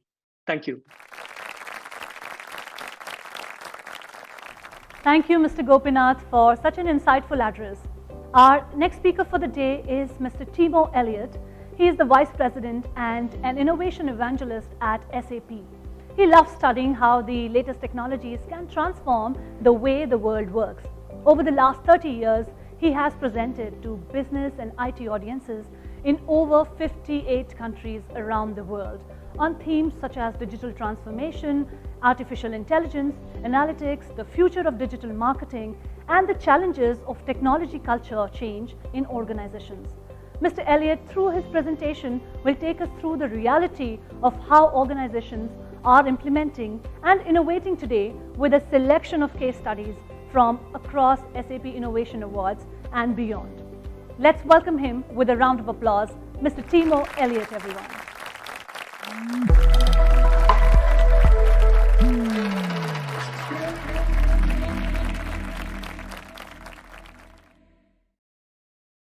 Hello, everyone. As you've heard, my name is Timo Elliott, and I'm an innovation evangelist for SAP. And I would like to talk to you today about technology, innovation, and the intelligent enterprise. Now, to explain, my job involves working with SAP customers on the leading edge of innovation, understanding the lessons learned, and then sharing them with the rest of us so that we can all be more successful. In this presentation, therefore, I'd like to take you through some real-world examples of organizations like yours that have been using these latest technologies to transform their businesses and become intelligent enterprises. It really is a great honor to be able to present to you today, and I am live here in Paris. So don't hesitate to ask questions using the interface in front of you, and we will take them at the end. So first, what does an intelligent enterprise mean? Well, here's my definition. Think about a person, a business leader in your organization. An intelligent leader is somebody with good analysis skills, the ability to assess what's happening, propose solutions, somebody with common sense, maybe good at networking, working with others. But what makes somebody intelligent? I think what helps business leaders thrive in organizations is the same thing that lets businesses thrive in the market. And that's the ability to learn and adapt quickly to new situations. That's what we really mean by intelligence. So intelligent enterprises are organizations that learn and adapt faster than the competition.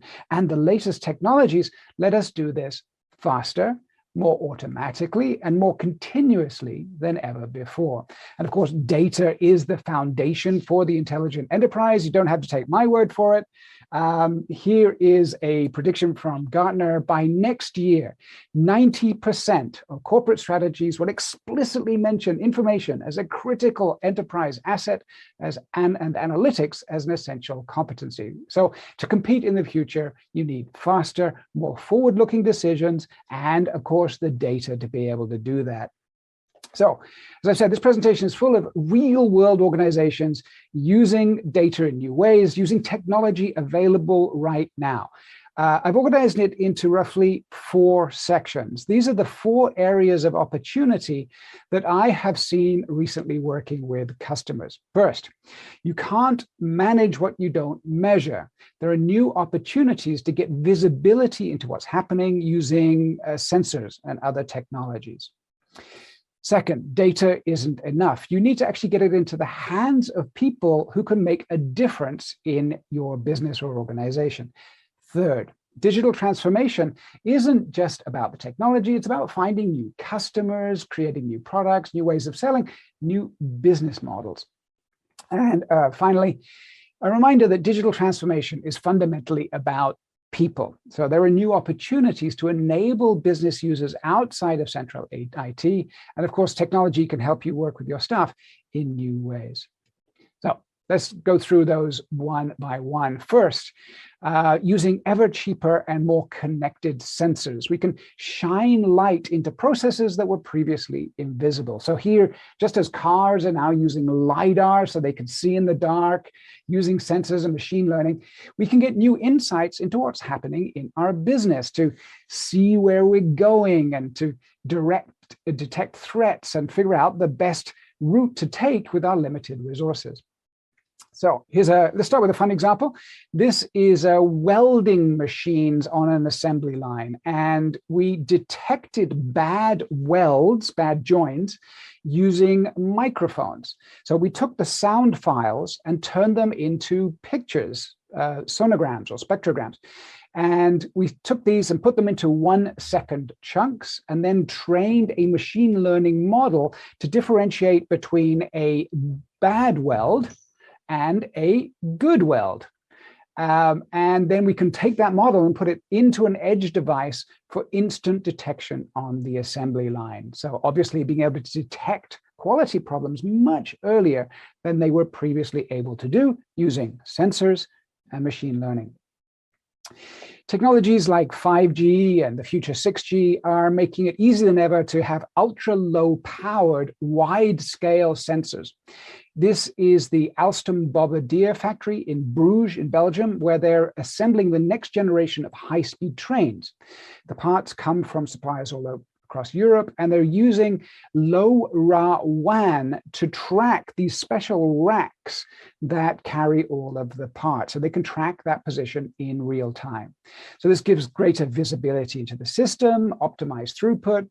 They needed 20% fewer racks. They saved 40% measurement time and reduced wasteful packaging by around 30%. So a great example of win-win-win for the supply chain using sensors and transparency. So the principle is an old one, but it's easier than ever because of these new opportunities. This is a great smart construction project by Costain in the UK. They call it the IICC, the Intelligent Infrastructure Control Center. And it's a single platform to keep track of all of the infrastructure projects run by the UK government. So highways and bridges and railway tracks and so on. And it combines and conforms all of the information from different projects in order to break down data silos and enable more intelligent decisions. And what I found most interesting about the project is that it doesn't store any data itself. It uses the SAP Cloud Platform to combine data in real time as and when it's needed. So managers can get a very high level view across all of the projects, and then they can drill down to the location of an individual earth mover where it is on a construction site. And they're experimenting with machine learning to be able to do things like compare projects, spot in advance when a project is likely to go over budget compared to more successful sites. Now, the savings are just amazing. First, they save 60% on IT infrastructure costs. It was just cheaper to do this in the cloud, so just a straightforward win. But data usage has gone from around 30% to around 80%, and they're projecting a 30% savings in construction costs because of greater project efficiencies. Now, construction costs a lot of money. So that's a staggering 180 billion UK pounds, around $240 billion over the next 5 years. And in addition, it's not just about the money, it's also helping them hit national carbon footprint targets, reduce noise pollution, and improve air quality. Just great win-win-win example of how you can use data better. And I see we've already got some questions coming in. How do you build intelligent enterprises? And what is the role of the business technology platform from SAP in our strategy? Great questions, and we will be coming back to those a little later in your presentation. Thank you for asking, and please go ahead and ask more questions as soon as they come to you. Here is another nice machine learning example, this time from Mahindra Heavy Engines in India. So they make things like engines for trucks and tractors and so on.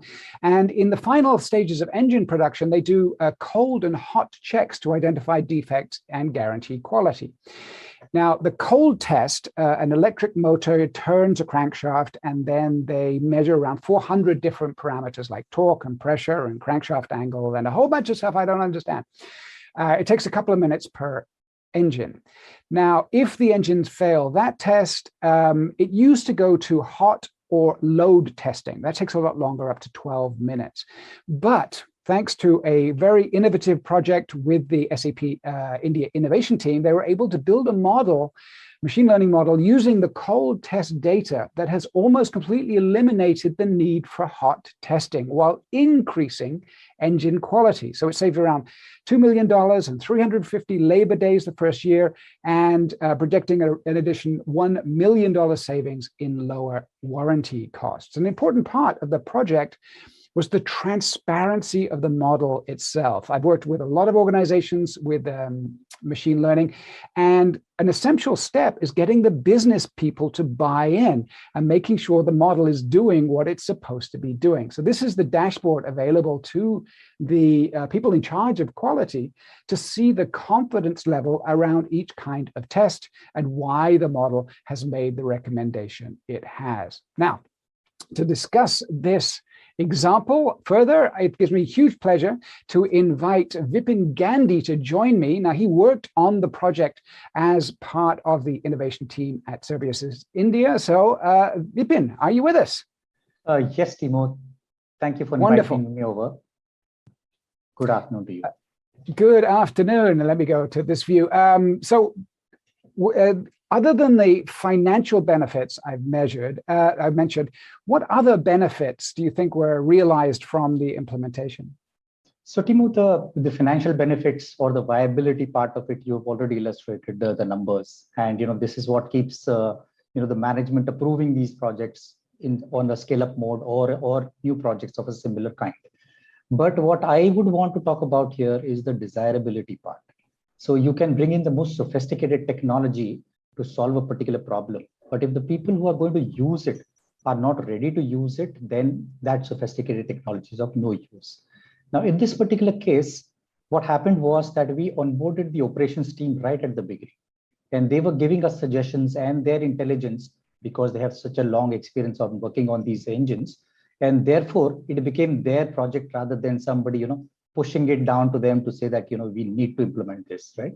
So when it became their project, obviously they were more involved, they were more enthusiastic, and they were more receptive to new things that were coming in. And the other thing that we were able to do, the dashboard that you showed, it showed them every single minute in real time, what are the 3 M's that they are saving: the money, the manpower, and the machine time that they're saving, right? And that, sort of motivated them to put in their best and utilize it to the core to save the kind of money that they actually did, which you actually illustrated out. So again, a great project, and congratulations. Now, and this is an example of, data to insights. What are some of the trends that you're seeing in India? How are they shaping the future of business? So last 1.5, 2 years, I'm seeing that there is a huge acceleration coming up in not just digitizing the operations, but also transforming the operations, which means that the 206 adage of data being the new oil, and 216 adage of electricity, AI being the new electricity, are more true now than they have ever been. Everybody is now trying to find out an answer to how do we make use of less resources and deliver more, and how do we keep our stakeholders, and these could be internal or the external stakeholders, how do we keep them engaged and keep them coming back for more of what we are giving them. Now, from that perspective, and the data to insight specifically, I would like to narrate here the story of 3 projects that we are doing using the business technology platform. And the first one is about collecting the data of planning, performance, operations, the telematics data on all the modes of logistics that happen, right? You bring them in, create a control center so that you are monitoring, controlling, and responding to things that are happening in almost real time, which means that you are using less time, you're making the operations more efficient, and you are giving a view of that to your customer so that he knows exactly when he's going to receive the package that he's supposed to receive. Now this, then turns out to be more of money saved ultimately. But this is one project that we are doing.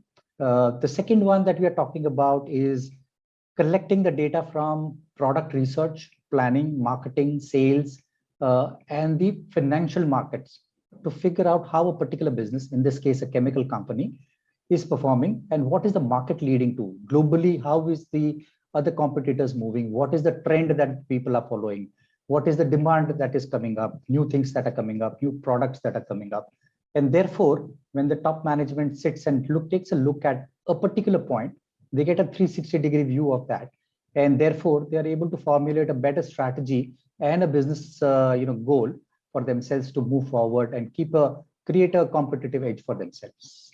The third one is more closer to people, the last column that you were talking about, where we are picking up data from a person's performance, his core bio, CV, the performances, the psychometric tests that have been done on him, the trainings that he has undertaken, the trainings he should be undertaking if he's supposed to fill up a post, say 2 or 3 years down the line, and also what is the gap within him performing optimally between now and if he was given a certain amount of training. So you are keeping your employees more engaged, more motivated, because they can see a future path for themselves. They can see how they're growing, and therefore, getting more engaged and delivering better results at an efficient level to the organization. This, to my mind, is the top 3 pieces that are happening, at least in India. Over to you. Wonderful. Thank you very much, Vipin. So great examples of transparency. So there was a transparency for getting information out to customers, obviously very important. Transparency on what your competitors are doing, what's happening in the industry as a whole. It's a great reminder that data and analytics is not just about your business. It's about knowing what's going on overall so that you can navigate better. And the last area, of course, we talked about the importance of people. I'll come back to it in a little while at the end of this presentation. But yes, insights into what people are doing now and how we can help them be part of our digital transformation in the future is clearly an important part of all of these projects. So Vipin, thank you very much for your time. Are you able to join us for the Q&A at the end of the session? Yes, I will, surely. Yes. Thank you for having me. Wonderful. So see you back in just a second. Sure. All right, so that was some examples of like sensors and so on, but there's other types of transparency that are becoming increasingly important. As you've probably seen in the news, there's more and more extreme weather events. It seems like there's one a week now in different countries around the world.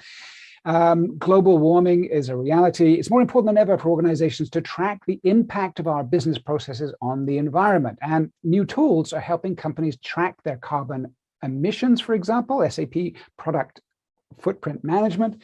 And we just launched a brand new product, SAP Responsible Design and Production. And I like this because it makes it easy for organizations to provide data to the designers. So as they're creating your products and services for the future, they can make the right choices. So not just the bottom line, but also what's good for the environment. And the one thing that's clear is that in the future, there's going to be more regulations coming in. Investors and customers prefer to work with more sustainable businesses. So doing good is increasingly just good business. And the good news is there are now lots of tools available to help you do those tricky carbon calculations as part of your business. Final example of visibility. This is my knee.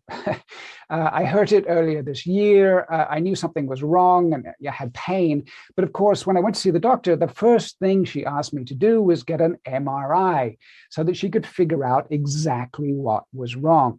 We can now do the same thing in our businesses with the rise of more powerful business process intelligence tools. So SAP recently acquired an organization called Signavio, and it's a bit like having an X-ray machine that you can sign into your organization and find out where you have business process bottlenecks across the silos in your organization.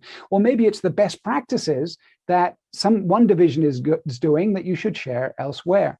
And you can use it not just on SAP systems, but really end-to-end across a process from different vendors, and then compare your performance to benchmarks from leaders in your industry. And above all, we're all trying to improve our business processes, right?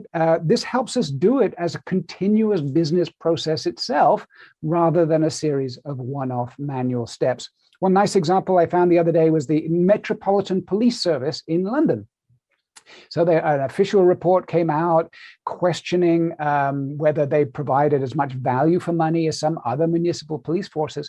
But the police force couldn't really explain why that was the case, because they had thousands of tacit processes that are just in people's minds. They haven't really been mapped. So they've now turned to SAP Signavio to document and trace those processes so that they can be optimized and standardized across the organization. Final point on transparency, not all transparency is good. We actually have some fantastic products to help make sure that you keep private information private and stay in compliance with like Europe's GDPR or other data privacy legislation. So it uses technology like differential privacy and k-means to give you useful analytics on real-time de-identified data. So this is the original data. And then in real time, we can have a de-identified version, an anonymized version of that data using the algorithms in the SAP HANA platform. So this you can actually give to people and not have to worry that they can identify individual people. So for example, as soon as you drill too far, if there's not enough people in that subsample, it will also automatically block the totals. So a really great sophisticated solution for privacy in your organization. One quick example of where we use this, I'm not sure you're going to read it, but This is for German cities. They wanted to take cell phone data, location data, to do a survey on carbon footprints and the flows of traffic through the cities. Now, location data is problematic. It's really quite easy to tie it to individuals, even if you take out names because of start ends and start points and end points.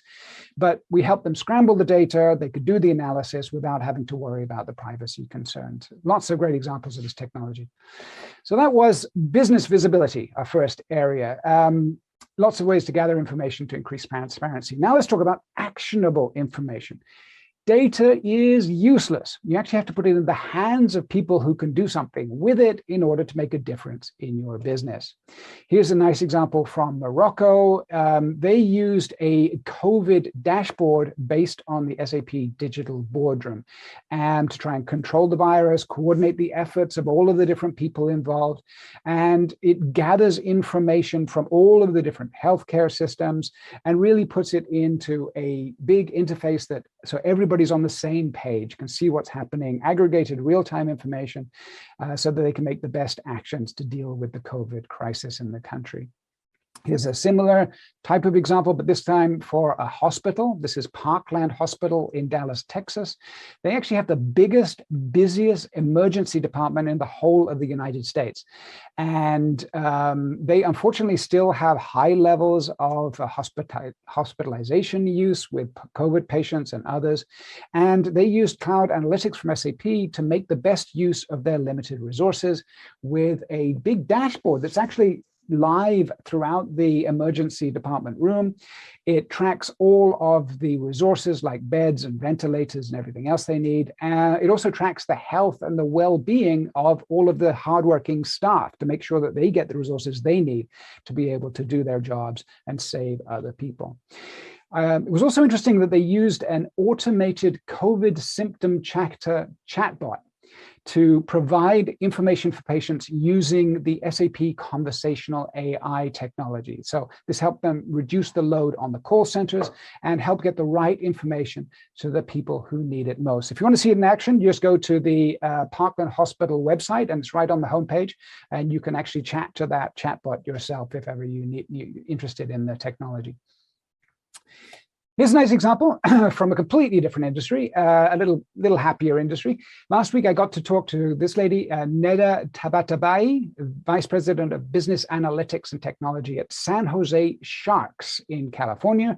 They're a National Hockey League ice hockey team. They also run an arena where they have lots of events and concerts and so on. And Neda runs a fantastic analytics team. I got to interview her as part of a series we call Better Together, where I talked to people about their projects. But what I found fascinating was that they run what they call business experiments. So they try and do something, they collect information, and they found out whether the experiment worked, combining, so they use like fan data and external data and enterprise data and so on. So for example, they had a problem with fans turning up late to the games because of traffic. So they tried giving discounts and incentives like cheaper beer and so on. But they were able to quickly determine using analytics that the people that turned up early were the people that would have turned up on time for the game anyway. So all it was doing was just eating into their profits. So this experiment failed, but they failed quickly and they were able to iterate. So a great example of actionable information, where you have the people in charge of the data working really closely with the business units to constantly try and push the boundaries of the business, to try something new. Did it work? Let's try something else. One way to make information actionable is to embed prescriptive analytics directly into existing business processes. So machine learning is providing great new opportunities to do this. For example, we worked with a natural flavoring company called Döhler in Germany, and they used our SAP Cash application, it includes machine learning, to automate the matching of payments and invoices. And this is the kind of complex but repetitive task that uses up so many resources in organizations, in finance and elsewhere. In this case, the system analyzes the situation, and most of the time it can actually make the decision for you. It only puts it out to a human being if it's particularly complex, and the system learns over time. So it's constantly getting better as people use it. So we're embedding this kind of analytics into almost every SAP application in the cloud. If ever you're hesitating about moving to the cloud, honestly, this embedded machine learning is undoubtedly one of the biggest opportunities. We can offer this technology to you more or less out of the box because of the cloud approach, something that's much, much harder to do with on-premise or private cloud. We're seeing huge interest in everything to do with predictive planning. So SAP Analytics Cloud has analytics and predictive and planning all in one product. So because once you've understood what's going on, you want to do something about it, and that often goes through the planning system. So we can use the trend of what's been going on and use that for the baseline for a better plan in the future, and you can drill in to see what's happening in specific areas. Lots of organizations have been implementing this, not just for expenses and cost planning, but revenue, sales planning, headcount planning. We're doing a lot of work with success factors in this area. One example is a pharma company, Roche. They're a great example of finance organization using it to transform their predictive planning approach. Here's a lovely example from Vestas in Denmark, the world leader in wind turbines. They use the SAP Business Technology Platform to quickly build a mobile application for their around 10,000 technicians around the world. They spend all of their time going up and down these turbines. So having the data at their fingertips saved them 400,000 hours of work a year, and it improved the data quality, and it helped improve employee satisfaction. So great win-win-win example. It only took a few months to roll it out to production. And it's an example of the flexibility that's possible to create these point applications, to extend your existing platform using the SAP Business Technology platform. That was actionable information, getting it to the hands of people who need it. Next, the big opportunity is not just to improve your efficiency, but really to ultimately change your business model, to get closer to customer value. Let's look at some examples. Industry 4.0, Industry Now.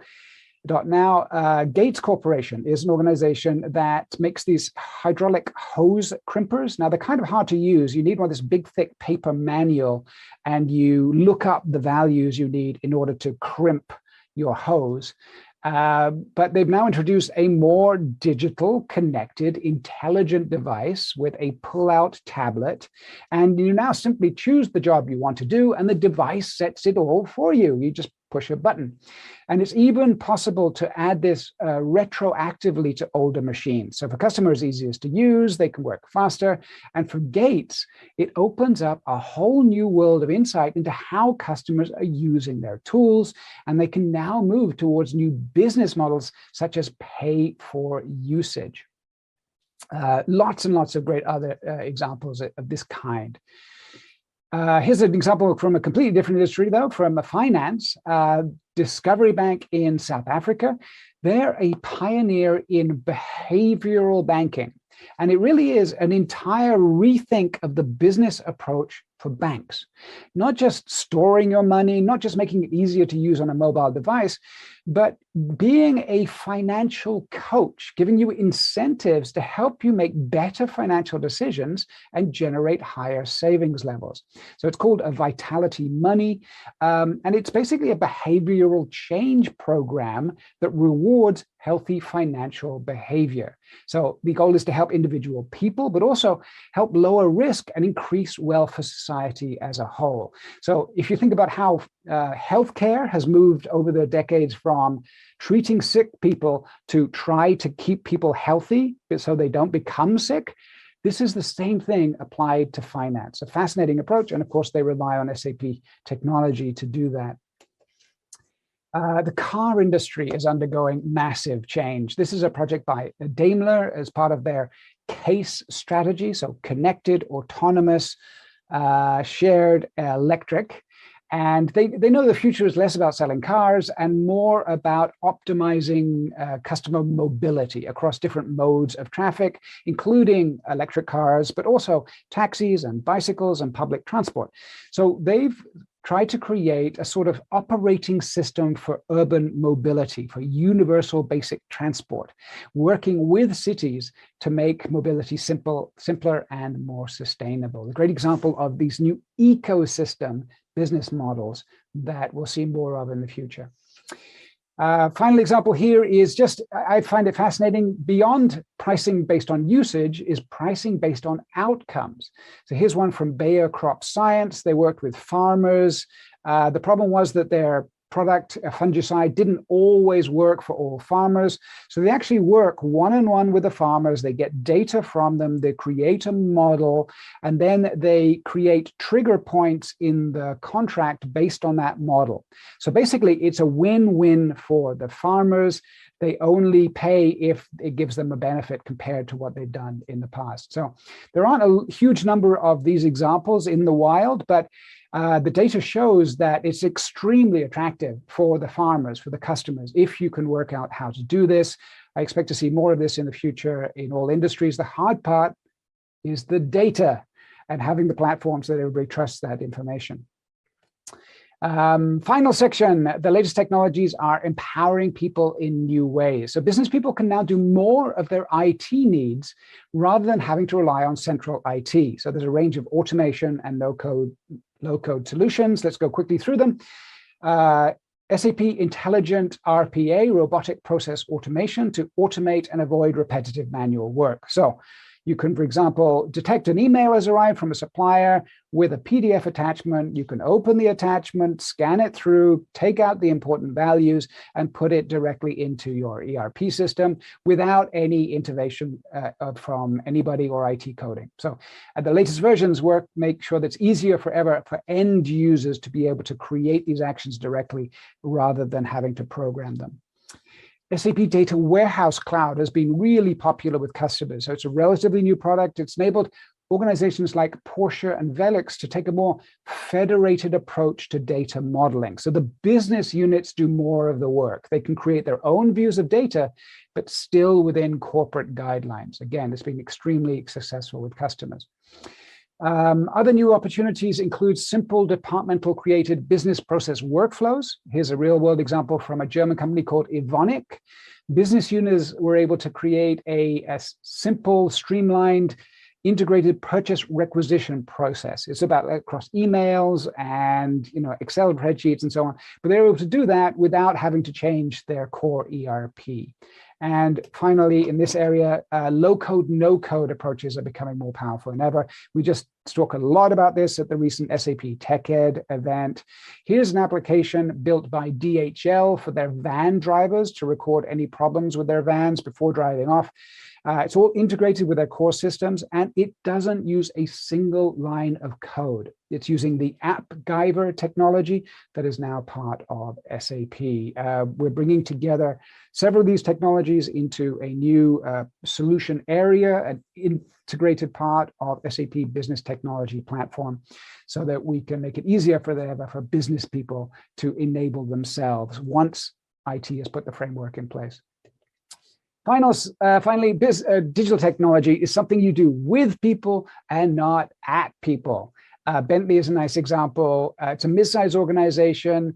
We've talked about how the car industry is going through massive changes. They rely on their people, their craftspeople, their engineers, but they know that they need to hire new people, and they need to make sure that those people get up to speed quickly. So they're using SAP SuccessFactors to make it easy for people to onboard, to understand the Bentley ethos, and to get the training they need for the future, and to make sure that their goals are aligned with the overall goals of the organization. So systems like SAP SuccessFactors are a key part of making sure that your digital transformation initiatives actually succeed. Now, I had a great conversation with the CIO of Bentley. This is Dr. Astrid Fontaine.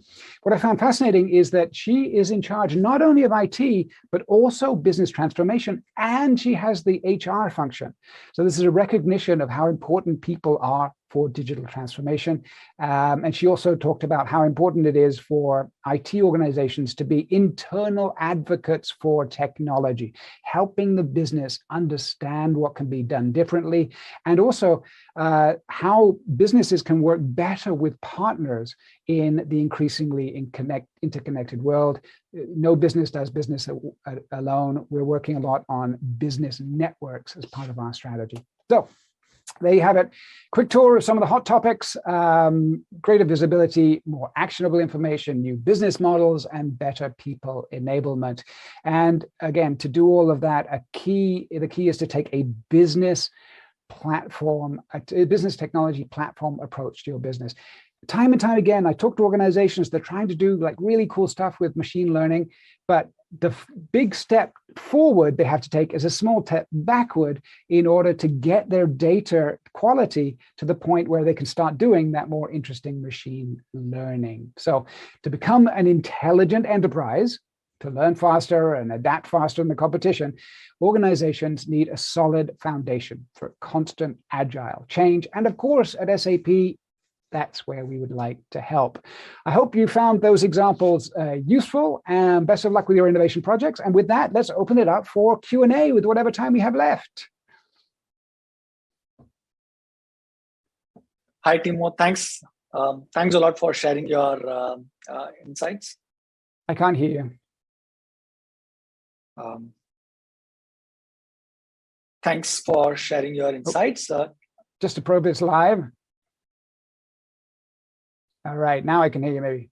Say again? Okay, so I said thanks for sharing your insights with me. I'm afraid I cannot. Mukesh, I can. Mukesh, I can.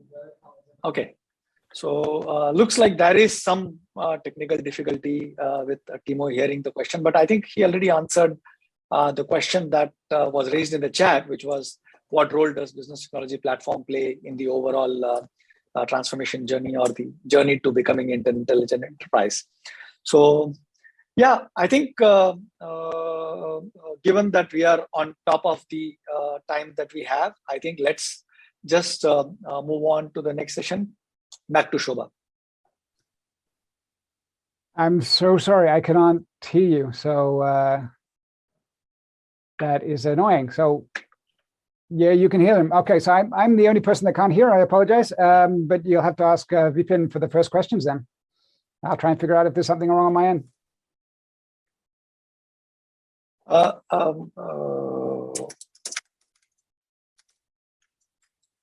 So I think the question that was asked in the chat was, what role does SAP Business Technology Platform play in the SAP strategy for intelligent enterprise? Maybe if you can take a couple of minutes and answer that question, Vipin, and then we can move into the next session. Thanks, Mukesh. In my view, I usually call business technology platform as a Swiss knife, right? You have a lot of tools available in it. Use what you need to use for a particular problem solving. And whatever examples that Timo gave or I gave are all built on the business technology platform. Now, Timo spoke about the RPA, the chatbot, the ML AI section, the SSE, all of these. Normally, when I do a project, I normally put a lot of these technologies together rather than just use one of them. So maybe an RPA along with a workflow, along with an SSE would sort of constitute the entire product solution that we're giving for a particular problem statement. So use this Swiss knife, use the tools that are necessary for a particular problem solving. And I believe, and I know I'm exaggerating a little bit, but there would be hardly any solutions that you would not find through BTP for your problems in terms of your business environment. Again, like I said, I know I'm exaggerating a little bit, but this is how you can probably look at it and start your journey on this. And Mukesh, I'm back. I apologize for that, but just to step in. So SAP BTP helps in three big areas. So first is integration, bringing data together. Second, extensions. You can take your existing core systems and put add-on uses, and then everything to do with data and analytics. But the key is that it's a cloud native platform. So increasingly in the future, the whole point of the cloud is that you go to one place and then you have all of the functionality you need to innovate and improve your business. So there's a bunch of different functionality in SAP Business Technology Platform, but the key is we're making it easier than ever to, you can start for free. We just launched the free tier. So even as an individual, you can access Business Technology Platform and start using it. And then when you want to go live, you can just go to the next tier. So we're making it easier than ever to use. And we really think it's a fantastic addition to your existing innovation projects. And we work hand in hand with your hyperscaler platforms. So you've heard from Google and others today. We work on top of those platforms and with those platforms. But our difference is that we are 100% business focused. We're focused on business process and we're focused on business semantics. You don't have to create the wheel from scratch. You can reuse all of the concepts you've defined in your different SAP systems to create your business models of the future. Super. Thank you so much, Timo, for taking your time and sharing your insights with us. With that, I would like to hand it back to Shobha. Thank you, Mr. Elliott, for your illuminating address. I would now like to call upon Sudhanshu Vats, Deputy Managing Director at Pidilite Industries Limited, with 30 years of experience in working across FMCG and media sectors, with a track record of propelling significant business growth and creating long-term value for all stakeholders of the company. He has been the chairman of the National Media and Entertainment Committee of CII, Vice President of Indian Broadcasting Foundation, and Director at Broadcast Audience Research Council. And now he's on the Global Advisory Board of the Columbia University, New York. Mr. Vats is an inspirational leader and mentors a lot of young CXOs. Let us hear from him directly. Over to you, Mr. Sudhanshu Vats.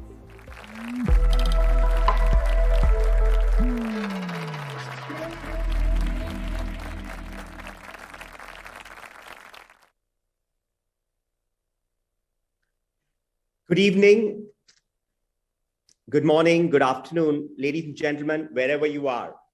First and foremost, thank you for giving me this opportunity, and specifically thank you to Mukesh Gupta and Prakash Dharmani who reached out to me. Thank you for giving me this opportunity. As I speak to you on digital transformation, you know, I was thinking as to what is it that I talk to an audience, which is CIOs, people who are experts in this area, because I by no means profess to be an expert in the area of digital transformation. But having run companies across sectors for almost 10 years now, and CEO and Managing Director before this role, which I'm doing now, I think I have a few experiences and learnings which I would like to share with you. So let me start off, this session by first sharing with you what I believe most people think when they think digital. And I've asked this question several times. And I think if we were to,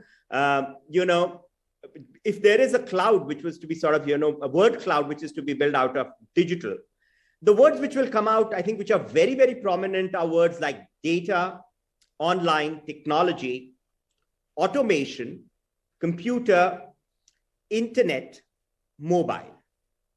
But you will also see that there are words which begin to appear, and they are now slowly beginning to become bigger as you ask this question in that word cloud. Paperless, I think first advantage, many people see, very basic, but first simplify, and I think that's an important one, and intelligent. And as I was listening to the previous speakers, they did talk about the intelligent organization and the focus in and around intelligent. And I think that, without doubt, is one of the biggest advantages of digital transformation, to basically become an intelligent organization, to get better at what we do and be continuously better at that. With that, let me share with you what I believe are the three distinct phases in which we go along on digital transformation. And I think, it's an important piece, especially from the CEO lens, because many times organizations, do not follow these phases, and therefore it gets a bit muddled. So to me, and I think and many people I've seen using these words interchangeably, but to me, these words are distinctive, and these are three different phases. So the first and foremost is digitization. Now, digitization is the start of the process, and that's where you take your data digital. When all forms, all data, conversion of data to digital form is digitization, and that's the beginning of the journey. The second phase, and a very important phase, and a lot of discussion happens around that, and a lot of enablement, including SAP, is done in this area, is digitalization. Now, digitalization is where digitized data gets into higher level of information. And this is where we start talking about process intelligence, automation, business intelligence, different terms which we use. This is digitalization. This is an important phase, usually takes some time, and I think is a precursor to digital transformation. And third and the final stage is digital transformation, where we transform ways of working. And it's important, we transform ways of working to unlock value. And I think these ways of working are enabled through digitalization. So you transform ways of working through digitalization to unlock value. That is digital transformation. Now, if this be the case, let me share how to achieve. I think that's a very common question which is asked. That's very fine. This is digital transformation. It's important. Fortunately, in the new world, and fortunately post-COVID world or during COVID, the importance of digital transformation or digital has really got dialed up. So the questions around it and the naysayers are now fewer. But I think even today, there is that need to answer how to achieve digital transformation. And let me spend a couple of minutes on this and then share with you the digital transformation we undertook when I was the CEO and Managing Director of Viacom 18 Media Private Limited. And I ran that company for about 8 years. I'll share some of that with you in a short while. But before that, if we have to achieve digital transformation, I think the first and foremost piece is an exponential mindset, a mindset that thinks of scale, a mindset that thinks of future, and a mindset that thinks of growth. So I think that's first and very important starting point. I think the second one is around building digital capabilities. And I think there's a lot of conversation which will happen in this conference in many areas where how do you go about it, what are they, and so on and so forth. The third and important piece in context of any organization, and this tends to be organization specific, is building a digital roadmap for that organization. And I think, so that's in case of Viacom 18, and I'll share a video with you, which was about 5 years back. I was in a conversation in a Google conference where I shared this for Viacom 18, and you will see that. And some of the things I've shared there are things that did not happen at that point in time. And you will say that they've subsequently been done. So it's about that digital roadmap. At the same time, it's about developing digital assets. And,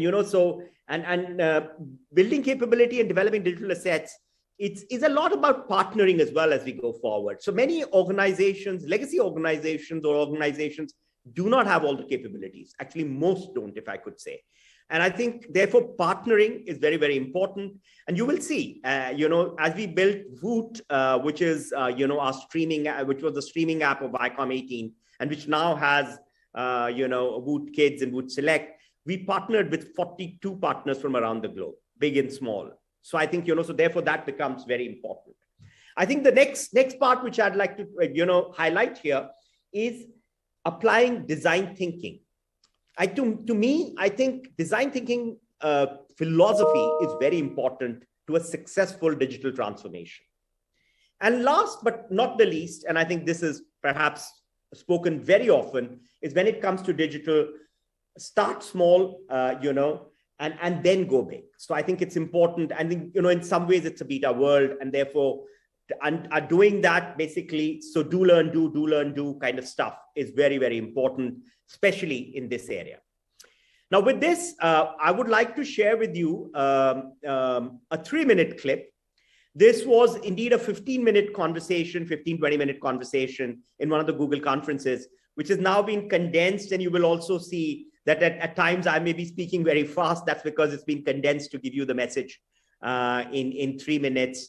So listen in, and maybe after that, I will further expound on this digital transformation journey, which we undertook at Viacom 18 at that point in time, a fast-growing full-play media company in India. So I think, so if I could request, our organizers here to play that clip, please. Just if you could play that clip. About 4 years, maybe 5 years back, the so-called digital revolution has already begun.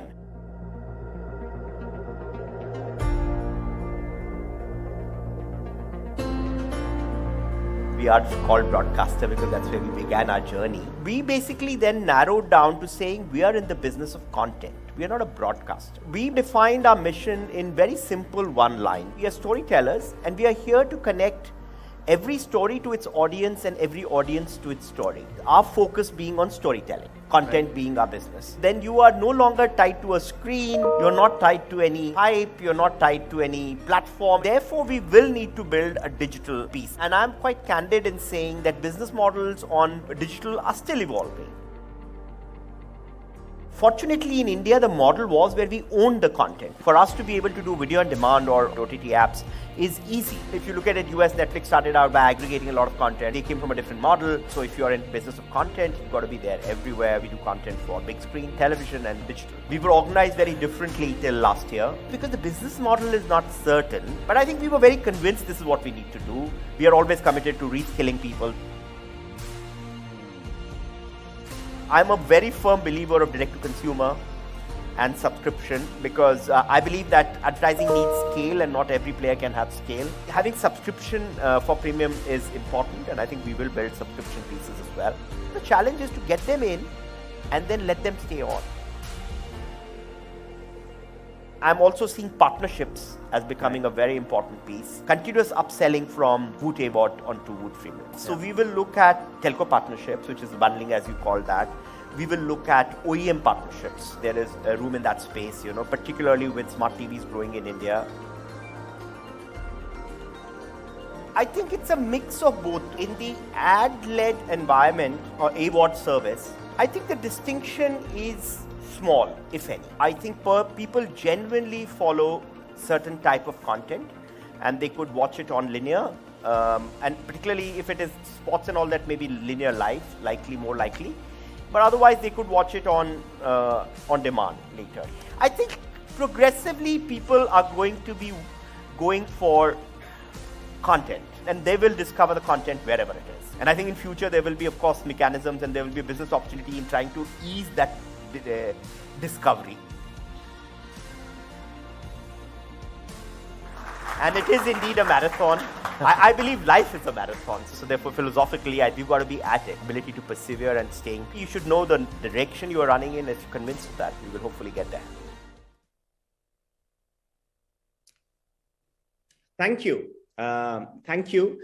Just to build on some of the things which I was saying there. Now, I think, first and foremost, if you look at the beginning of the journey, and I think this is around, we're talking about 2012, 2013, we were amongst the earlier media organizations to adapt SAP. So I think, basically getting all your data in digital form is very important. Being able to get this data ingested in the form of content, using cloud, I think becomes very important. So that in some ways is the starting point for you to be able to do things. Now, if we hadn't done that, because, in traditional broadcasting business, you could perhaps, at least at that point in time, you could get away by not doing many of these things. So I think it's important to be able to think ahead, and build the foundation.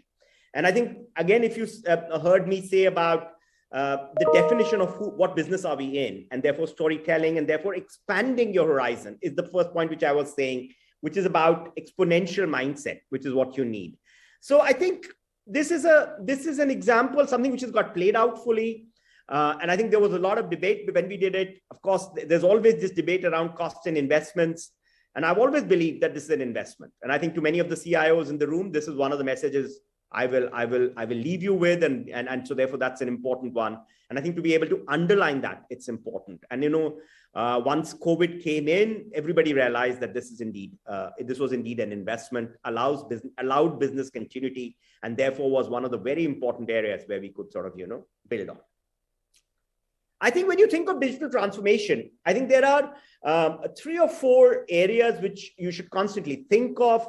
And I think they were being spoken of a bit by the earlier speakers as well. I think, but in an Indian and an Asian context, the first and foremost is mobile. And mobile and a smartphone ubiquity is absolutely everywhere now. So I think, that is one. Cloud computing, I think cloud is important in order to achieve anything. Big data, I think that's that you hear a lot about that, but that is real. It is here. And I think, we've got to embrace that. And finally, social networks. And I think that is something which is growing because I think as they grow, they have the power to bring in content, commerce, communication, and even transactions, which is, of course, maybe part of. So all of these together. So I think, so therefore all of that converges. And I think that's what makes some of these things extremely powerful. So digital transformation in 3 words, in my opinion, is cloud, mobile, and big data. Fitting now to, Industry 4.0 and spending about a couple of minutes on that. Just before joining Pidilite, I briefly, actually during COVID period, most of it, ran EPL Limited, erstwhile SL Propack. And Prakash Dharmani was our CIO there. So I think first Industry 4.0, I think, why should we go about doing this? There is also a lot of debate in manufacturing, particularly on what would come out of it, especially if you are a medium scale organization. I would like to underline 4 things which will always flow through a digital transformation. I think first is it will finally and always lead to revenue gains. I think, so therefore we have to have that conviction and it's been proven over and over again. But more immediately, it allows you to, machine downtime reduction is very clear. I'm saying, especially if you are into manufacturing, that is something which really helps. It clearly improves supply demand planning. And I think that's very critical in this phase. And it enables enhanced productivity and efficiency. And I think here I would like to briefly share with you the work which we did on a project called EPAD, which is where we were building those 2 phases, I think, which is in the area of digitization and digitalization. So this was about automation of all our machines. It's about being able to get that data onto these, onto these notebooks. So there is absolutely no paper trail. It's also real time. There is absolutely no loss in communication as far as data is concerned. And therefore using that and in future with IoT to be able to manage diverse global, manufacturing setup for an organization that produces about 8 billion tubes globally. 1 in 5 tubes globally is done there. So I think that project which we started off in 2 of our factories, which I'm sure now with Prakash and team would be going forward. So I think that's a very important piece. I think with this, it brings me to the next area I wanted to talk to you about, which is, what if we don't do this? I think that question, although during and now, let's say if I could start using the word in the new normal post-COVID or, during this phase of which we are going through, is becoming less and less relevant, but it's still a question which is still asked in many boardrooms. It is still asked by many managements. So I wanted to now spend a little bit of time on talking about 5 disruptions which are here. And some of them are more here than the others, but these 5 disruptions are happening. And I think some of this conversation was happening in the earlier session as well, but bear with me. I'm going to put it in 5 intelligent disruptions. So the first intelligent disruption is intelligent agents, which has already been there for quite some time. When you think of banks, you think of travel portals, you think of HR systems. Basically, natural language language processing and all that is at the heart of what you call intelligent agents. When you think of it, think of Connie at Hilton Hotels. If some of you stayed there, the concierge. You think of Eva at HDFC Bank, if you're from India, the EVA. More recently, Jill Watson at Georgia Tech University. So therefore, basically, it's the professor who keeps learning. And I think, from all the things which happen, and of course, the ubiquitous Alexa. So I think intelligent agents, I think, is some first and disruption, which is already there. We see it, we feel it, we touch it, every day.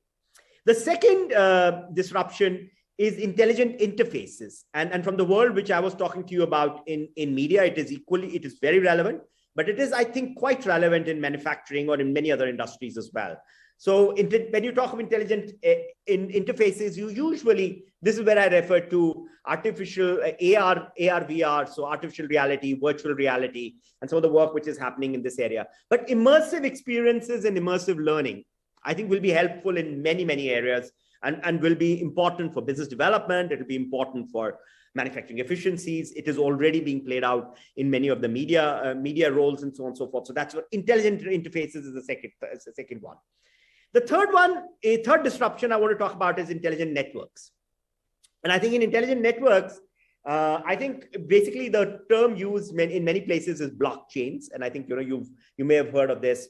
Many of you are very, very familiar with it as well. But intelligent networks is being practiced. As a matter of fact, from a very diverse spectrum. So if you look at Andhra Pradesh government, many years back actually used blockchain for land registration with a startup in this space.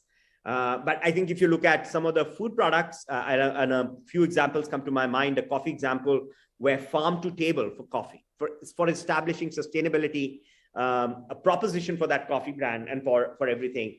Again, blockchain, very important. Blockchains used for contracts, blockchains used in media is well documented and has a lot talked about.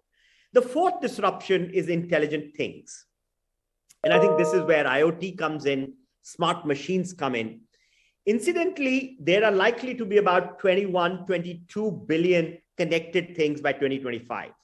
So almost, and it may happen faster than that, I think, so that is almost 3x human beings, if you look at on planet Earth, who will be basically who will be connected, and these will be smart machines, and therefore in some form or the other, having conversations.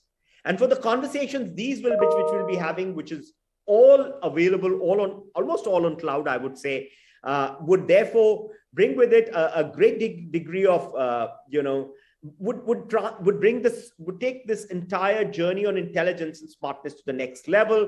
But with it will bring a lot of challenges as well. We talk of autonomous vehicles, but along with autonomous vehicles, we talk of legislations around them. How do you manage that? And there's a lot written in that space. Sensors, I think, going to become ubiquitous when it comes to intelligent things and IoTs. Sensors with socks with sensors, shirts with sensors, our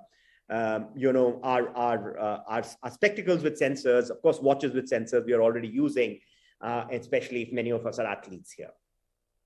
I think in the area of sustainability and waste management, if you look at garbage bins with sensors and so on and so forth. And here I wanted to take a minute and share with you a personal example of a friend, how intelligent things and smart machines are already there, where basically drones are capturing all information, transferring it to the cloud, and AI and analytics is being done real time.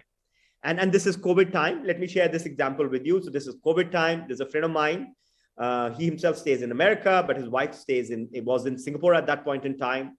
And this is in Singapore. And during COVID, I think wave 1, basically wearing a mask is mandatory. So she was talking to somebody, and I think in her conversation, she basically, in order to be clear or something, and she was walking actually on the road, she's taking her evening walk and talking, and she pulled her mask down. And as she pulled her mask down, she has a drone that comes up on top, where she was walking. And she got a bit worried as to what this drone is doing on top of my head.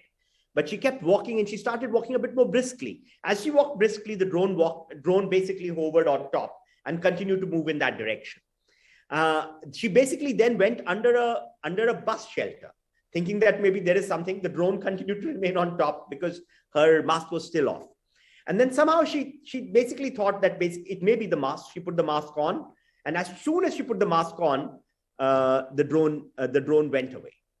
So you can imagine, I think, smart machines already being used in city-state Singapore, which is, of course, some of these things at the cutting edge. So it is there. I'm saying, disruption is there. It's, so, and I think, I once again want to remind you that once we reach that, by 2025, or maybe even earlier, when we reach that 25 billion smart machines, we're talking of a population 3x humans. And I think it has multiple ramifications, which we should talk about, or think about, but it is there. And I think we've got to learn to manage it.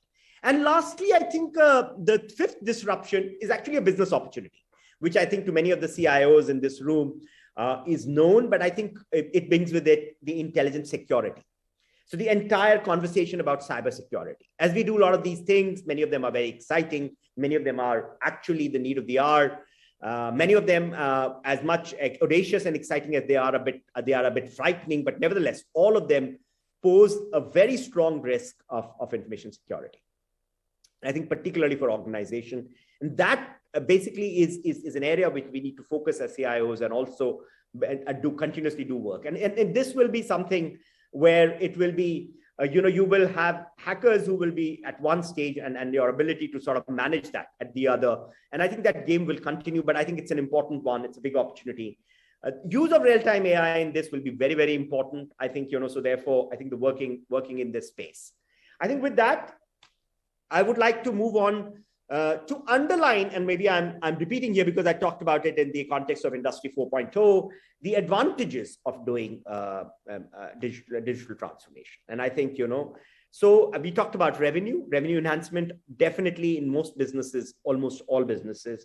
Customer experience, I think that is an important one. I think that's a second big one, and I think going to be important. We keep talking about customer is the king, and therefore experience will define is going to be the edge as we go forward, and this definitely helps there.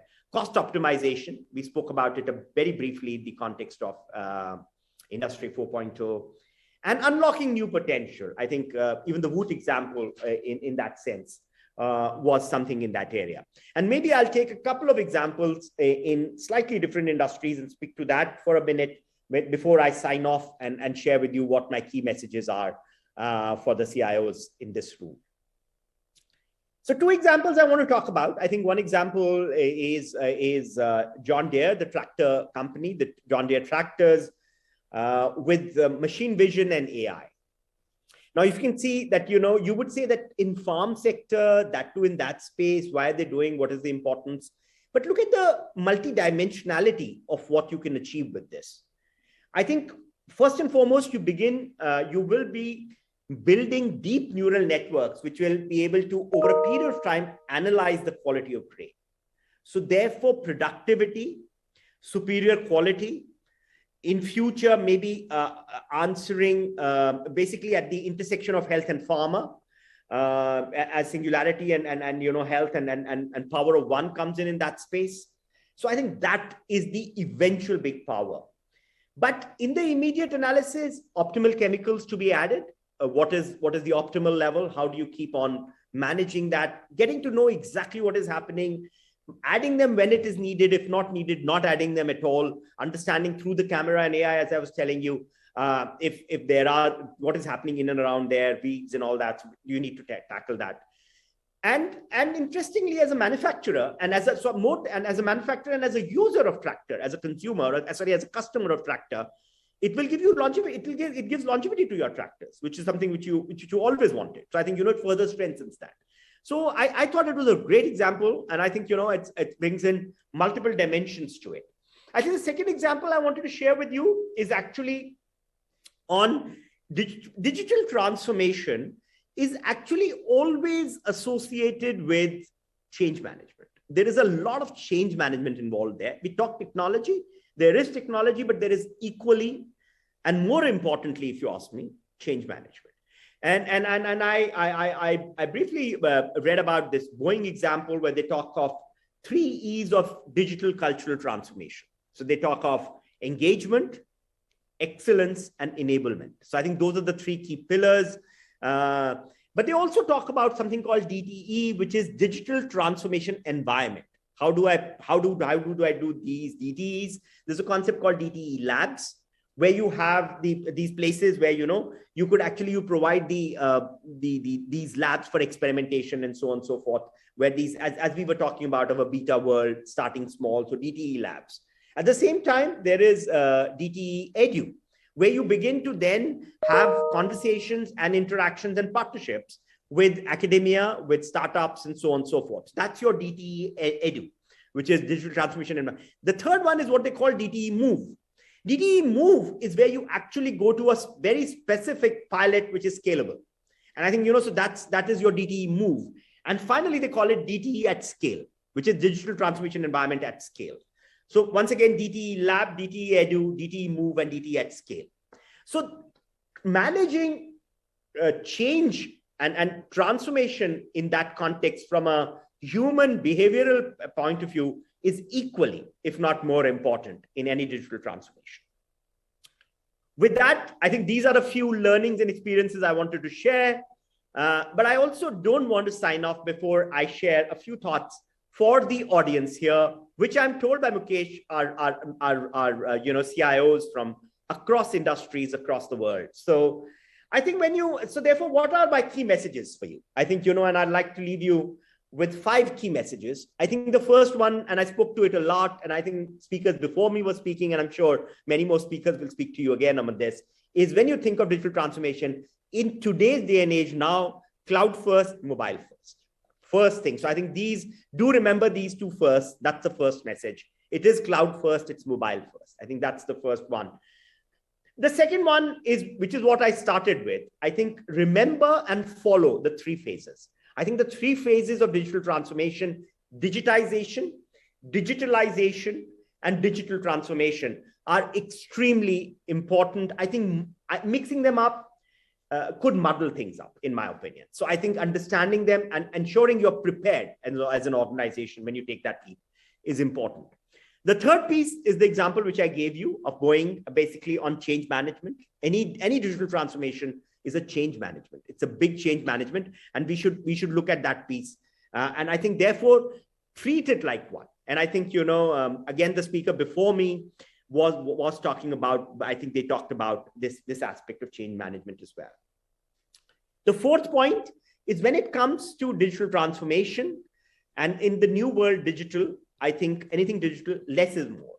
Less is more from the point of view of applications, from the point of view of platforms, from the point of view of touch points. You don't want to build multiple touch points because that is 20th century way of doing things. You now want to build big single touch points. And you can see some of the biggest digital brands and apps are large. They are ubiquitous. They cover multiple things. And I think, and for one, and not without reason. So the fourth one is less is more, fewer, bigger piece as you go forward. And finally, I think it's a beta world. So I think the mindset that we are all learning, it will continuously evolve. And I think this entire thinking and the phrase around what I call do, learn, do, I think is important, starting small and then going big. I spoke about it earlier as well. So the 5 key messages from my side: cloud first and mobile first. Remember and follow the 3 phases of digital transformation. It's a lot, point number 2. Point number 3, it's a lot about change and transformation management. Point number 4 is less is more in this space. I think that's very important. So therefore, think fewer, bigger platforms and apps if it's relevant to you as apps. And number 5, it's a beta world. So do, learn, do. I think, and whenever you have these conversations in your organization, like I was talking to you about the Viacom 18 example, rest the case between investment and cost. It is an investment, but be prepared to measure the return on this investment. There will be a return on this investment. The timing in which it will come and the pace at which it will come may vary, but return on investment is guaranteed, and it is a return on investment. With my strong conviction on digital transformation, thank you, ladies and gentlemen, once again, for giving me the opportunity and allowing me to share my learnings, and some of my experiences. Thank you. Thank you very much. Thank you, Mr. Vats, for your inspiring address. Our next speaker is Ms. Neelam Dhawan. With over 35 years of experience in the IT industry, managing complex technologies in highly matrixed organizations, she is an icon and mentor for the tech world. Over the span of her career, Ms. Neelam has held various positions across HCL, IBM, Microsoft, and Hewlett-Packard, leading business journals such as Fortune International Edition, Forbes, and Business Today have recognized her as one of the most powerful women in business. Currently, Neelam is on multiple boards, including Royal Philips Netherlands and ICICI Bank Limited.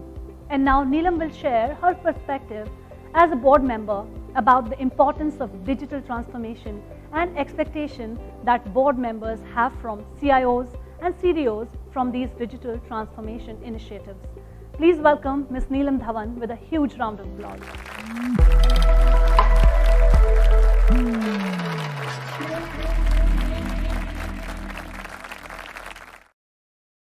Hello, everyone. Thank you for spending this time with us today. And I'm very excited to talk to you about digital transformations and the board perspective. Many of you have met me in the past as a CEO and managing businesses in the country, as well as in Asia Pacific.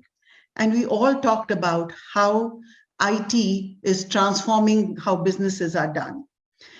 3 years ago, when I stepped out of the executive role and moved on to be on various boards, my learning was that perhaps IT needs to step up, and CIOs have a far bigger agenda in a company than just implementing the core applications which run that company. And I'm going to talk to you in next few minutes about what is the role of a board, what is the new normal today, what is the digital transformation agenda which the board has, and what are they looking for as solutions from the CIOs and the CDOs in various organizations. So let me start by first talking about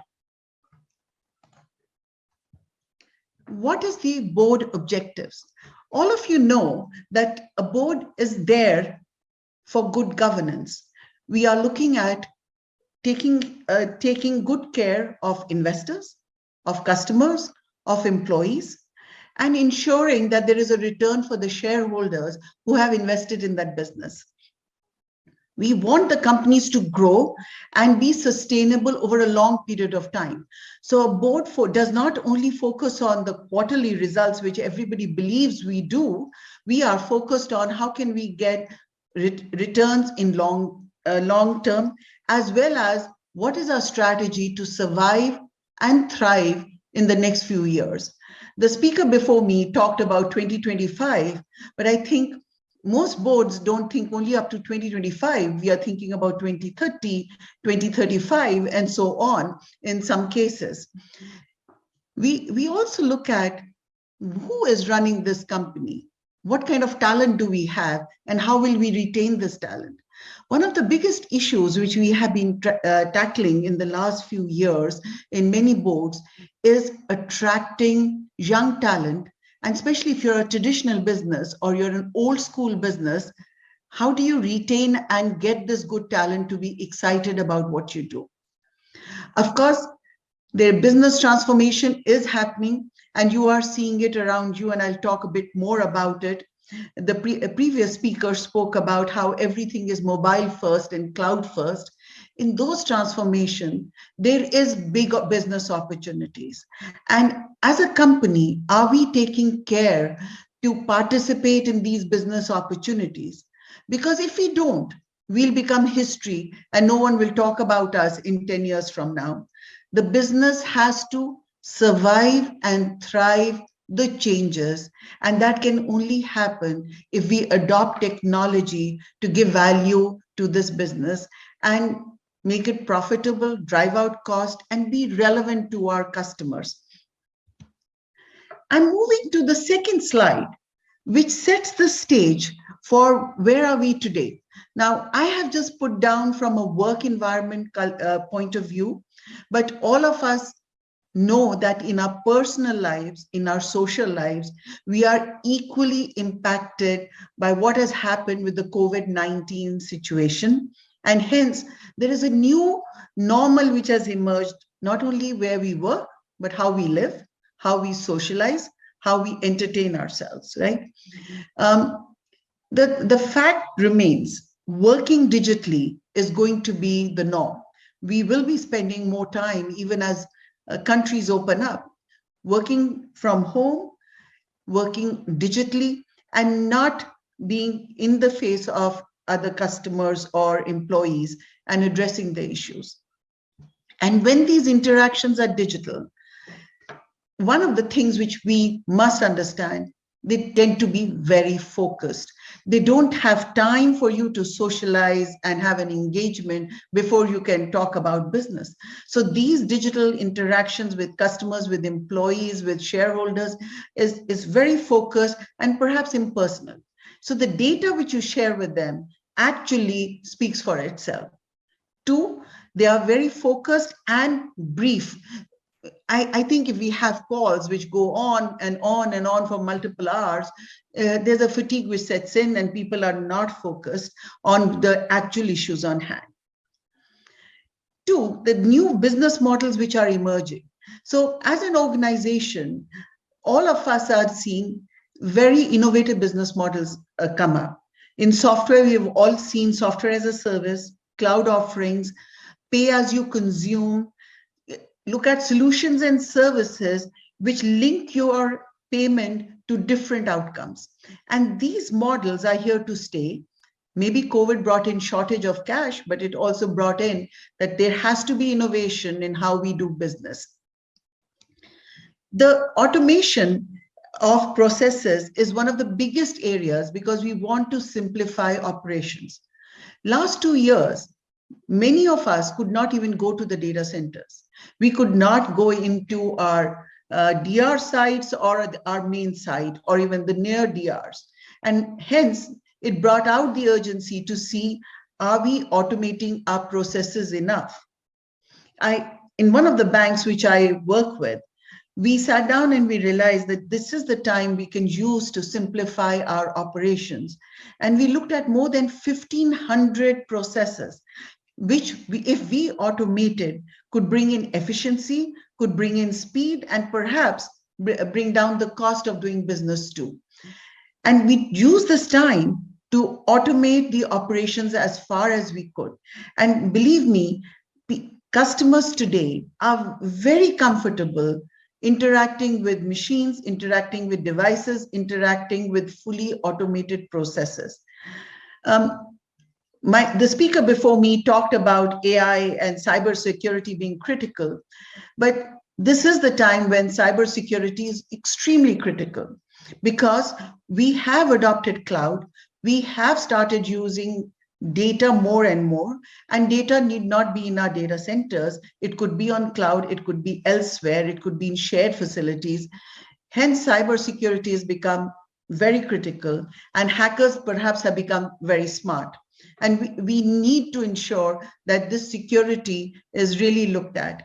In one of the cases which happened in 2019, the learning was, this was in a cooperative bank, where the hackers decided to hack the bank. They also realized the cooperative bank had a policy that protect the core, secure the core, whereas non-critical applications need not be as secure as the core banking application.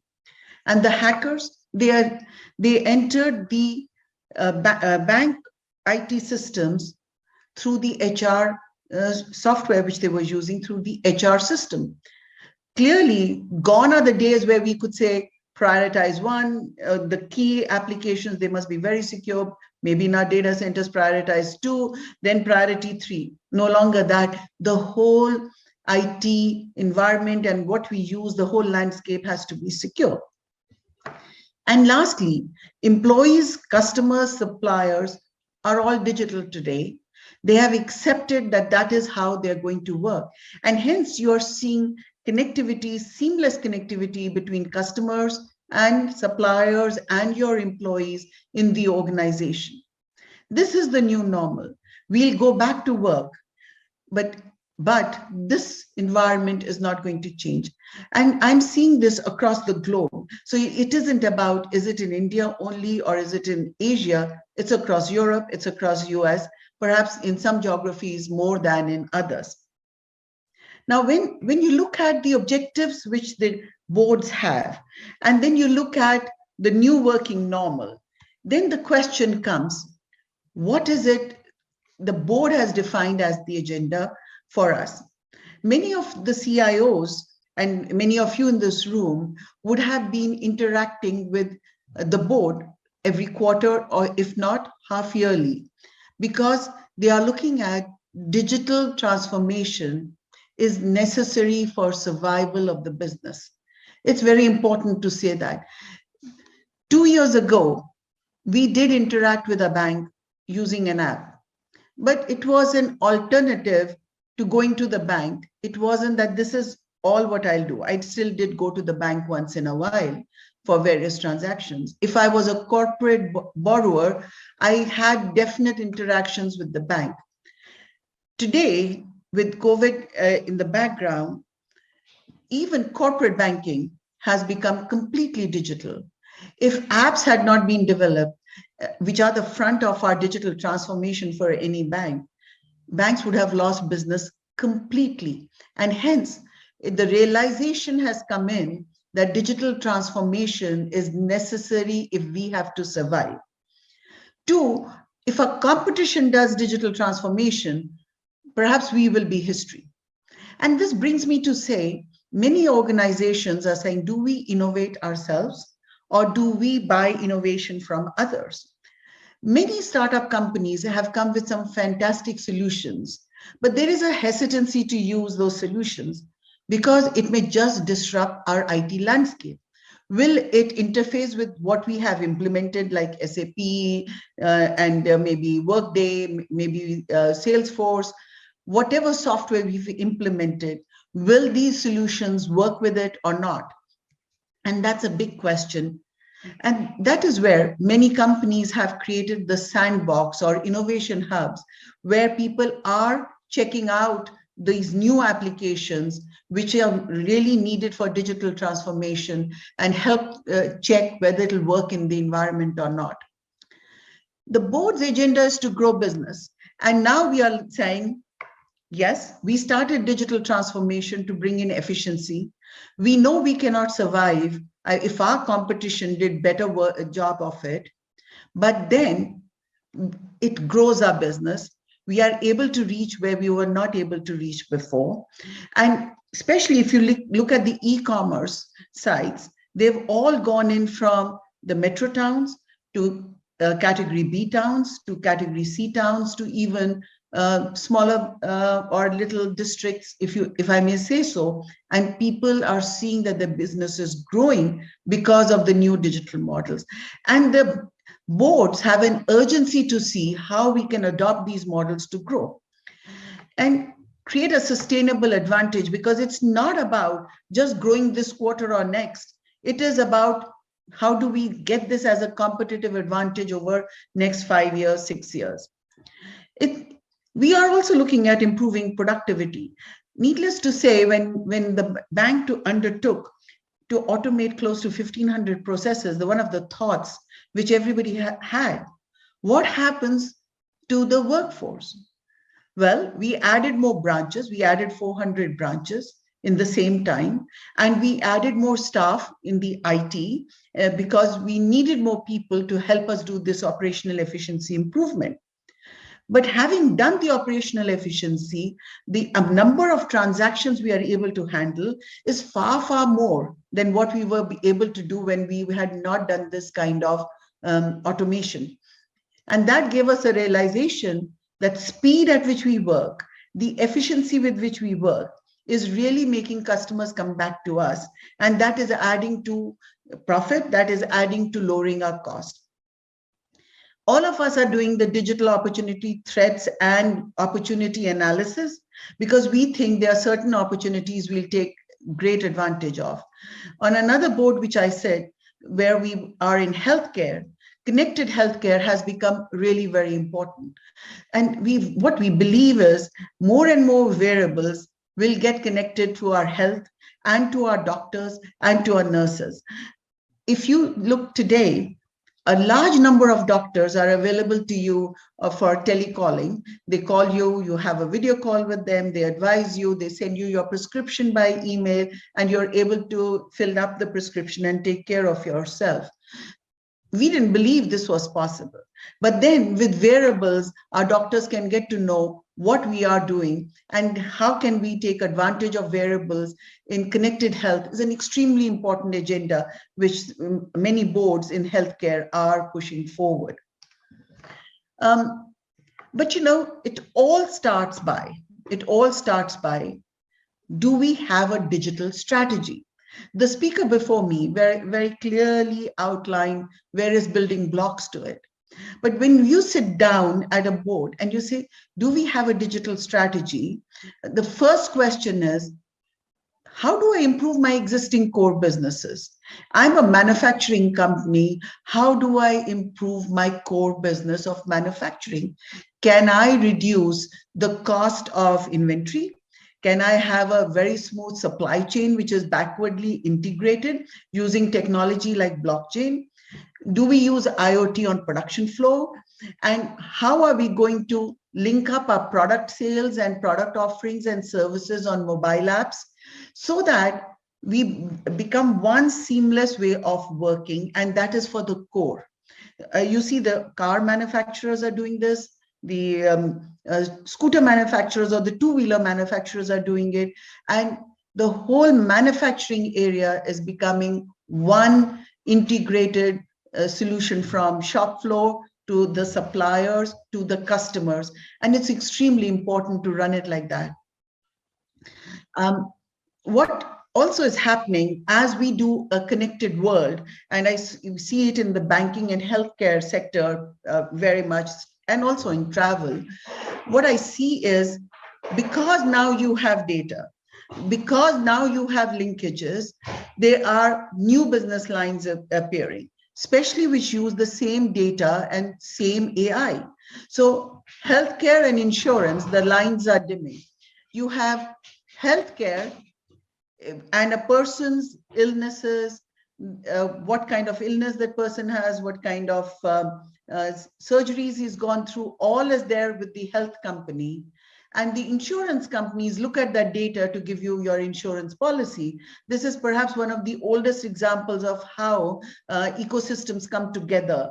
But today we are seeing this data and AI bringing health and insurance together. In travel, I've seen you book a travel ticket and you get the hotels coming up and saying, last time when you traveled to the city, you stayed in this hotel.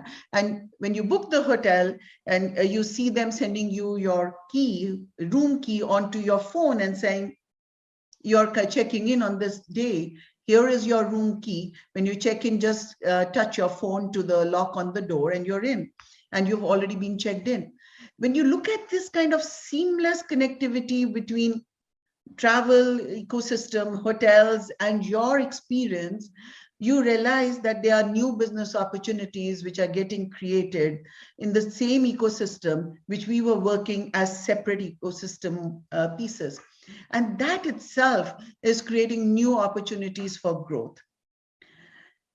Whenever we've sat down and looked at a digital strategy, the board always asks, yes, it'll grow business, it'll bring down the cost, but customer experience is most critical. Because if we create the customer experience and create the loyalty which the customers bring with them, I think we have done our job of having long-term solutions with our customers. Now, it's good to say we've implemented CRM solutions and hence we know what our customer wants, what are the opportunities with these customers. Perhaps we have to think again to say, What is the customer experience we are talking about? And believe me, today a customer, and I say this because I know it, whether he or she is in the 20s or in their 60s, it doesn't matter. The age doesn't matter, because all of us are very comfortable interacting with devices, interacting with solutions online, and doing some of the work we can do ourselves, which helps us improve our experience with the organization. We should stop questioning whether customers can use technology. I think, having spent nearly 4 decades in IT industry, my colleagues and I are heading into our 60s, and we are extremely comfortable using technology today as well as we were a few years ago. And hence I feel the customer experience is really important. And loyalty is what builds up your customer loyalty again and again. And enough examples in airlines, enough examples in banking, how they have kept in touch using digital with their clients, with their customers in the last few years, and that has built far more loyalty than ever before. The last building block of the digital strategy is operational efficiency. I remember people telling me a few years ago that HR is one function, perhaps, besides payroll and keeping employee records. We may not be able to use automation of processes as well as AI. But here I sit down and I look at an organization which has close to 100,000 people across the country in India. And given the attrition is around 10%, which is low, they need to hire close to 10,000 people a year. And to hire those 10,000 people a year, it's between 60 to 80,000 applications which they have to go through. Believe me, the whole HR recruitment process itself is humongous for them to do. And today, with a lot of thought, we've spent a few years doing it, with a lot of thought, with a lot of consideration, we have looked at how application screening is not manual anymore. It's done by the system.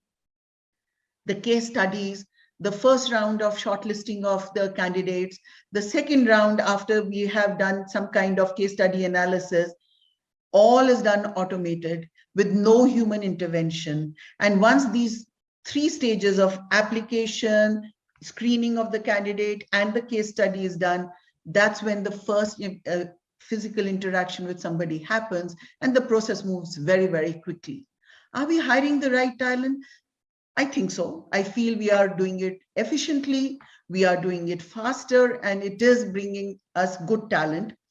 But then I feel if we hadn't done this automation, if we hadn't followed this kind of AI and data solutions, perhaps we would have been struggling and not being able to even hire the talent which we need.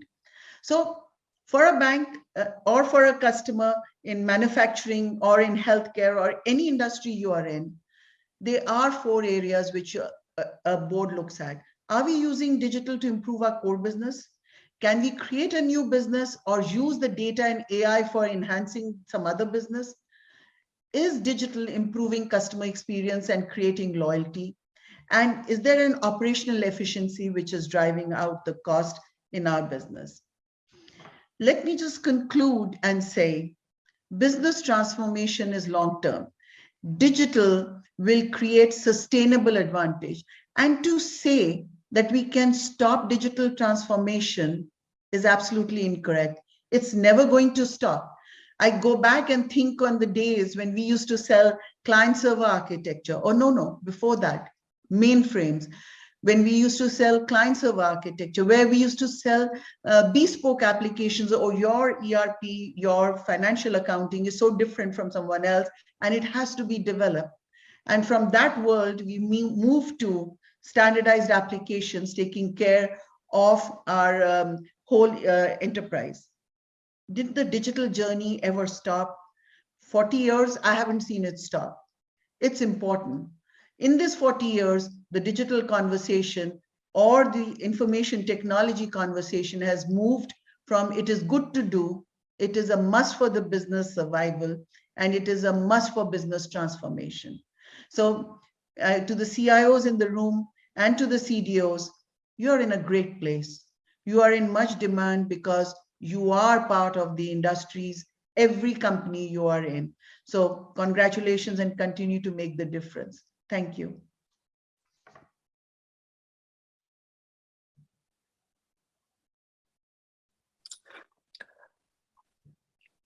Hi, thanks a lot, Neelam, for sharing your insights. There are a couple of questions that we see on the chat. So the first question is there a specific business area that you think organizations can start with, which could have a significant impact from a digital transformation perspective? Yes. The speaker before me had outlined how you go about it. So that's one thing. Wherever you have digitized your data, you have the digitization done, that's the area you should start with. Look at your back office digitization first before you go into the front office and reach out to the customers. Because if your processes at the back are not automated and digitized, having a very good app on the phone is not going to solve the problem. So start from the back and then come up in front. Super, thank you so much. Another question that has come up is around so the question is, a lot of times CIOs are struggling to get their digital transformation projects funded by the leaders. So in that case, what advice would you have for those CIOs in terms of how do they present their digital transformation projects so that they get funded by their respective boards?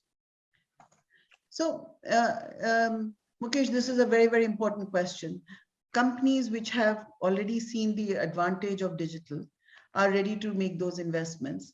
To others, a business case has to be put up. And whenever we look at a digital expense, let's say you want to create a mobile app, just stay for it for a minute. There is a cost to it, but the returns have to be seen. A board and a CEO looks at return on investment all the time. Let us also realize a fact. The board is answerable to the shareholders who have invested in the company. The CEO is answerable to the board. And hence, every time a CEO says, I need to spend so many $1 million or so many million rupees on a digital project, or even to set up a new factory, the question always is, what is the return on investment we are going to make? Is there something else we could have done with this money? Because let's not forget, money is the one item which is always in short supply. Yeah. But I think, Mukesh, CIOs, and maybe I'm generalizing, some of us see ourselves as running the core businesses and just staying with it.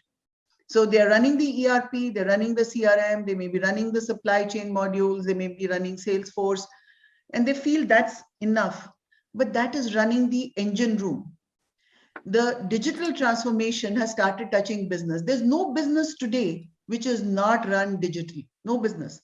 And as a result, if the CIOs don't support them, perhaps the CIO's role will become the engine room role, which is just to manage the IT which runs the core of the business.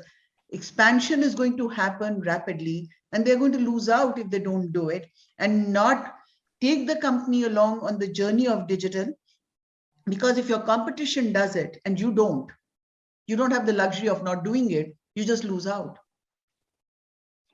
Thank you so much, Neelam, for your insights and answering these questions. I think I'd like to now hand it over back to Shobha. Thank you. Thank you, Ms. Dhawan, for your insightful words. As we draw closer to the end of day one at the INDUS Conclave 2021, we would like to thank our speakers to have shared their experiences and a world of knowledge with us. A big thank you to our partners, customers, and each one of you for taking out time from your busy schedule to be here with us today. I sincerely hope that the INDUS Conclave 2021 was everything you hoped for and that you've had many takeaways. We will meet again tomorrow at sharp 2 p.m. IST and have another day of invigorating conversations, knowledge sharing, and much more. Hope to see you soon. This is your host Shobha Rana signing off. You guys have a wonderful day ahead. Until then, goodbye. Stay safe.